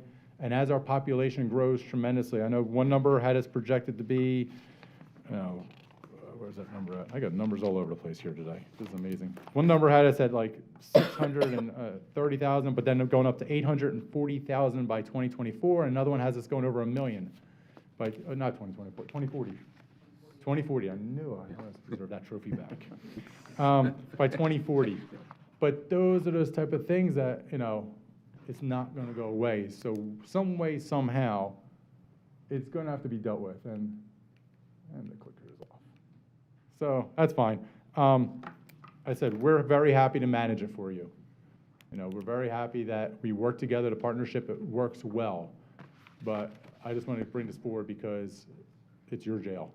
And if I don't tell you what's happening with your jail, if I'm your contract, if I don't explain what's going on in there, then I'm wrong for not bringing it forward. So anything I can answer, Chair? Well, we're glad you're here today, but it's frustrating news, right? That can got just postponed, that, got kicked down the street for many, many years. So it's a challenge that we at the county have. Administrator, did you want to say something? All I'll say, I think the current contract will be in front of the board here in the next few months for the firm fixed price. We expect construction to start in the spring, but that, as the sheriff said, that's about 580 new beds. Completely new central services area, which means we won't need to touch that the next time we expand the jail. But it is significantly short funding, and we are working to bring it forward with a funding solution to that. But it is still probably anywhere between $20 and $30 million short, just because of, steel, all other construction materials. So that's what we're dealing with. And every month we delay that, the prices are increasing anywhere from 4 to 5%. Right Madam now. Chair, I was Crazy market right now on that. So. Commissioner Moore, then Commissioner Mariano, and then Commissioner. Thank you, Madam Chair. Just out of curiosity, I think it's going to answer a lot of people's questions. Again, right now, what are the contractors stating the percentage-wise of what it's going to go up? Okay, we're looking at 50%, 40%, 30%. Cost to construct, not the O&M and staffing, Yeah, but cost to construct. Since the end of 18, the cost of materials for this project's gone up almost 45%. Okay. And it's accelerating, it's not slowing down. Okay. And then my last. It's kind of slowed down, but there's not a whole lot of wood in this building. Right. Well, I would hope not, right? All right, Commissioner Moore, Mariano. Thank you, Madam Chair. Sheriff, thanks for bringing this forward. There's an opportunity that's coming up with the opioid funding we're getting. And right now, from what I understand, it's only about 25% of what the total money is going to come between CVS, Walgreens coming down the road. The way the legislation is written right now, and I'm not sure how much you were involved, but I'm sure you were, of how that money is going to be spent. With the new contracts coming up, or even legislatively, we can change, the legislature can change how that agreement has been settled with all the counties that have signed up, et cetera. Do you think it's worth taking a look at, especially for the mental health, the drug abuse, and at least trying to do a major offset on having a building structure that's going to accommodate this and dealing with this issue for down the road? Are you happy with the way that legislation looks, or do you want to take a closer look at that and try to get our legislators to go change and give it more flexibility so we can go, let's say, pump a lot of that money into this project instead of doing it the way it's being allocated now? So, that's a say, Commissioner, I have to dig down deeper into it. My only concern is I think it's going to be, this is one time, unless, I don't think it's going to be continuous dollars, so we'd have to look at a capital project such as, filling in the gap here. We would love, the goal would be, honestly, that if, as I said, these are felons in here, the 85% felonies. The misdemeanors, a lot of them could be a violation of probation for something, they had to come back in again. But in a perfect world where we would have a separate system, a separate system for mental health and substance abuse where we can divert them, that would be the best. But honestly, there would be so low risk that the sheriff's office wouldn't have to really be involved in that. So, but from a capital standpoint, if that money comes in and this is to fill a gap here, I would say, like Administrator Biles would probably say, put it towards there. If it's operating dollars and this is continuous dollar that's coming down, like the cigarette taxes that had come through that, continuously go through, I would love it, we can put mental health workers out on the street to start diversion program. I know homelessness is a major issue, and we can all agree that homelessness, it's never a law enforcement issue. There is a mental health and substance abuse component to it. If we can have counselors, we have somewhere we can take those individuals and put that money towards something like that, that would be a huge diversion program that we would love to be a part of to assist with, but there's mostly mental health and substance abuse issue. But the reality is, we all live it. There are people that don't want help. They just don't want it. And I'll be the first to admit it. We've sent people, we've worked with your homeless coalition out there, they don't want help. The ones who do want the help are the juveniles. Those kids that are surfing from couch to couch. Those are the ones, if we can get money to help them, I'm all for it. But yeah, there's so much coming in. I'll dig deeper. I'll work with you all to dig deeper to find out where that the money is from the prescription pills. Where is it coming in? Is it one-time lump sum? How can we best use it? Is it to fill the gaps? Because the prescription pill epidemic caused a lot of addiction issues, absolutely. But it also caused people to commit violent crime. and a lot of that violent crime added to the jail. That's true. Yeah. Madam Chair, let me just follow up on that real quick. And then So, Commissioner yeah, Fitzpatrick. and I know we're tight here, but that's correct. That's something to look into, because you could actually encumber those funds, and they could be used for O&M down the road if you actually set those. That's going to be a one-time hit. Maybe phase 2, there's a second phase to that, a possibility. I think Mr. Steinschneider could jump in. But that initial pot, I guess, I hate to call it a pot of money, but basically what it is. Confusion. But yeah, if It's the first series of First, settlements. right. yeah. So if there's a possibility, you could encumber those funds and use them, for possibility for operations and maintenance down the road, if so allowed by the settlement agreement. But you're correct, we may have to talk to our legislators after we look closer at that to open that up a little bit more. But you're right, Sheriff, because again, some of these people, unfortunately, that have opioid addiction and committed crimes, some of those were violent crimes, Right. so those are connected. Right. Yeah. And the one thing you said, Commissioner, about the money, and that's one thing I keep want to remind you also is to remind everybody, those numbers, and we'll find out if it is one-time capital costs that we can use it towards, but the staffing issue, that is a major component. Having to hire over 200 people to work in there because they have the line of sight issues.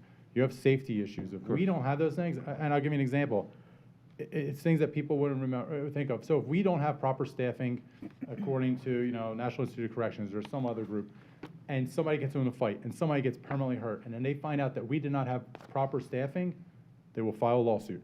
And that lawsuit will come because there wasn't proper staffing to protect the inmates in there. Because we have to remember, those inmates have absolute rights. And so those are those things. So I just want to make sure we remember that in the conversation is there's a huge staffing for deputies that's needed. I'm curious because I do a lot of work in workforce development, and I think I've been reading that part of the problem with the Department of Corrections is they don't have their workforce, so they're closing some of their facilities. Do you anticipate any issues in hiring those people? And We try to hire. Yeah, We try to hire you from said Department of Corrections. oh. Yeah, we've been hiring. We have numerous members that come from Department of Corrections. Okay. And so it's just they've had major shortfalls, but Yeah. to go back to your point, that their shortfalls are creating, they're not taking the amount of inmates from us that are already Right. sentenced, so it's like a bottlenecking circle on there. us too. Yeah. It also comes down on bottlenecking on us. Yeah, so that's something we'll have to deal with as well. Okay, well, I'm sure we'll be talking about it later on in this year about how to come up with the funding. Right. Commissioner Stark. Commissioner Oakley. Oh, I'm sorry, Commissioner Fitzpatrick and then Commissioner Oakley. Thank you. I remember in 2013 at the ASAP convention, you had said roughly 85 to 90% of all crimes stem from drugs. Is that still true today? We believe about 80 to 85%, if not more, is a mental health component, and that goes from mental health and substance abuse, domestic violence, everything else. If somebody commits a domestic violence, even if they have a mental health or substance abuse issue, they're taking a ride. So those are the type of things that, it's hard to, we know a lot of people in there have those issues. We're trying to deal with them in there, but at the same time, there's consequences to their actions that state law will say you will be sentenced or you will be tried for it. Mm. And then, I'm not sure of how many inmates are housed out of county, but with the jail expansion not being able to make the accommodations and not meet the capacity, do we have a break-even analysis? At what point, how many additional beds can we make instead of sending inmates out of county? Right. So the number we have is 63. How much? Oh, you're here. You want to come forward? Major Jenkins is going to answer that. Thank you. Major Stacy Jenkins, 20101 Central Boulevard, Land O'Lakes. With regards to how can we make beds, so right now our rated bed capacity is 1,432 inmates. When I started, one deputy watched 64 inmates, which was a heavy workload. Now I have deputies watching 112 inmates, 112 felons. That is including, instead of 2-man cells, 3 men to each of the cells, and it is including inmates on the floor in the day rooms of our housing units. So when you ask what can we add, I'm going to tell you we can't add anything else. We're housing about 1,600 inmates currently in the Land O'Lakes jail, 100 off-site. I've had Okay. as many as 1,844 inmates in the jail, but it becomes very much a management problem. The classification of inmates, we can't keep them.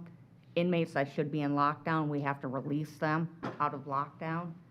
So they become a constant turnover in the jail with regards trying to manage inmate fights, manage incompatibilities. So I'm going to tell you the 1,600 that we have in there, we're very close to managing that the best that we can. That's why we have inmates housed off-site.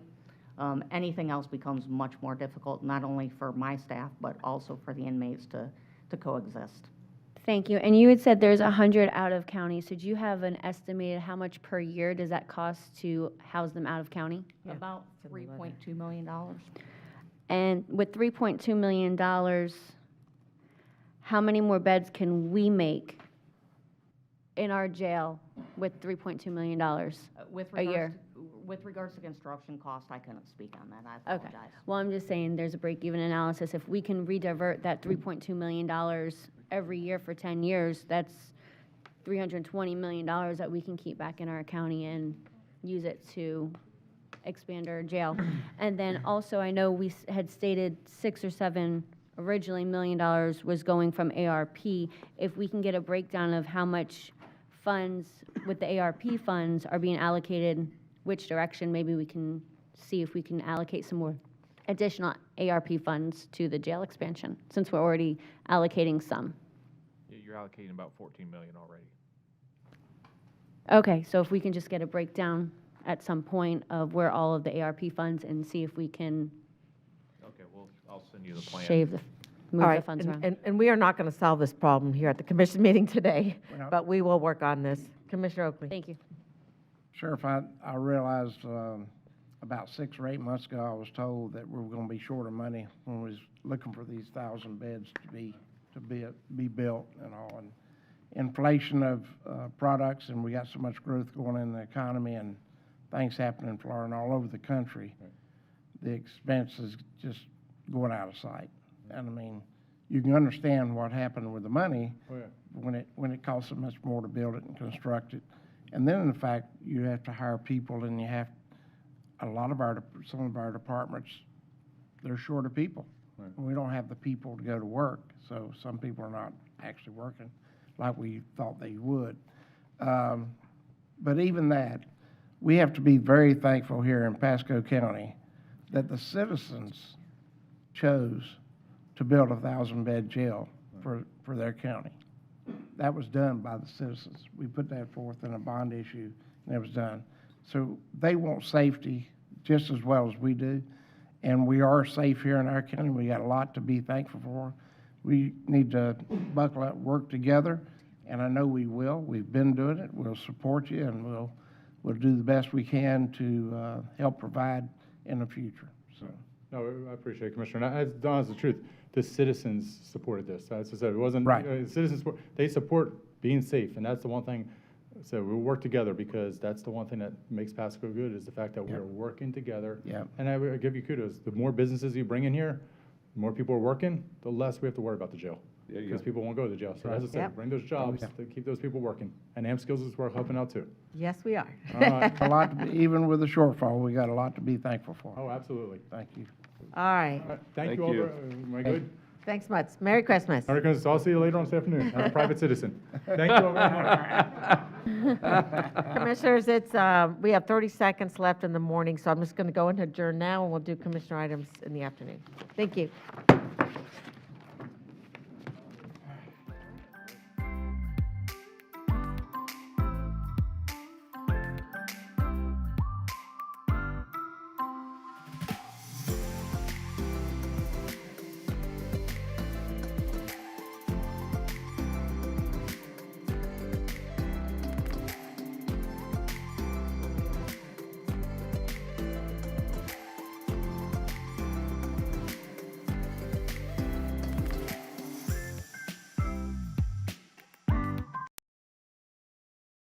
Pasco County waterways and wildlife depend on you to keep them healthy.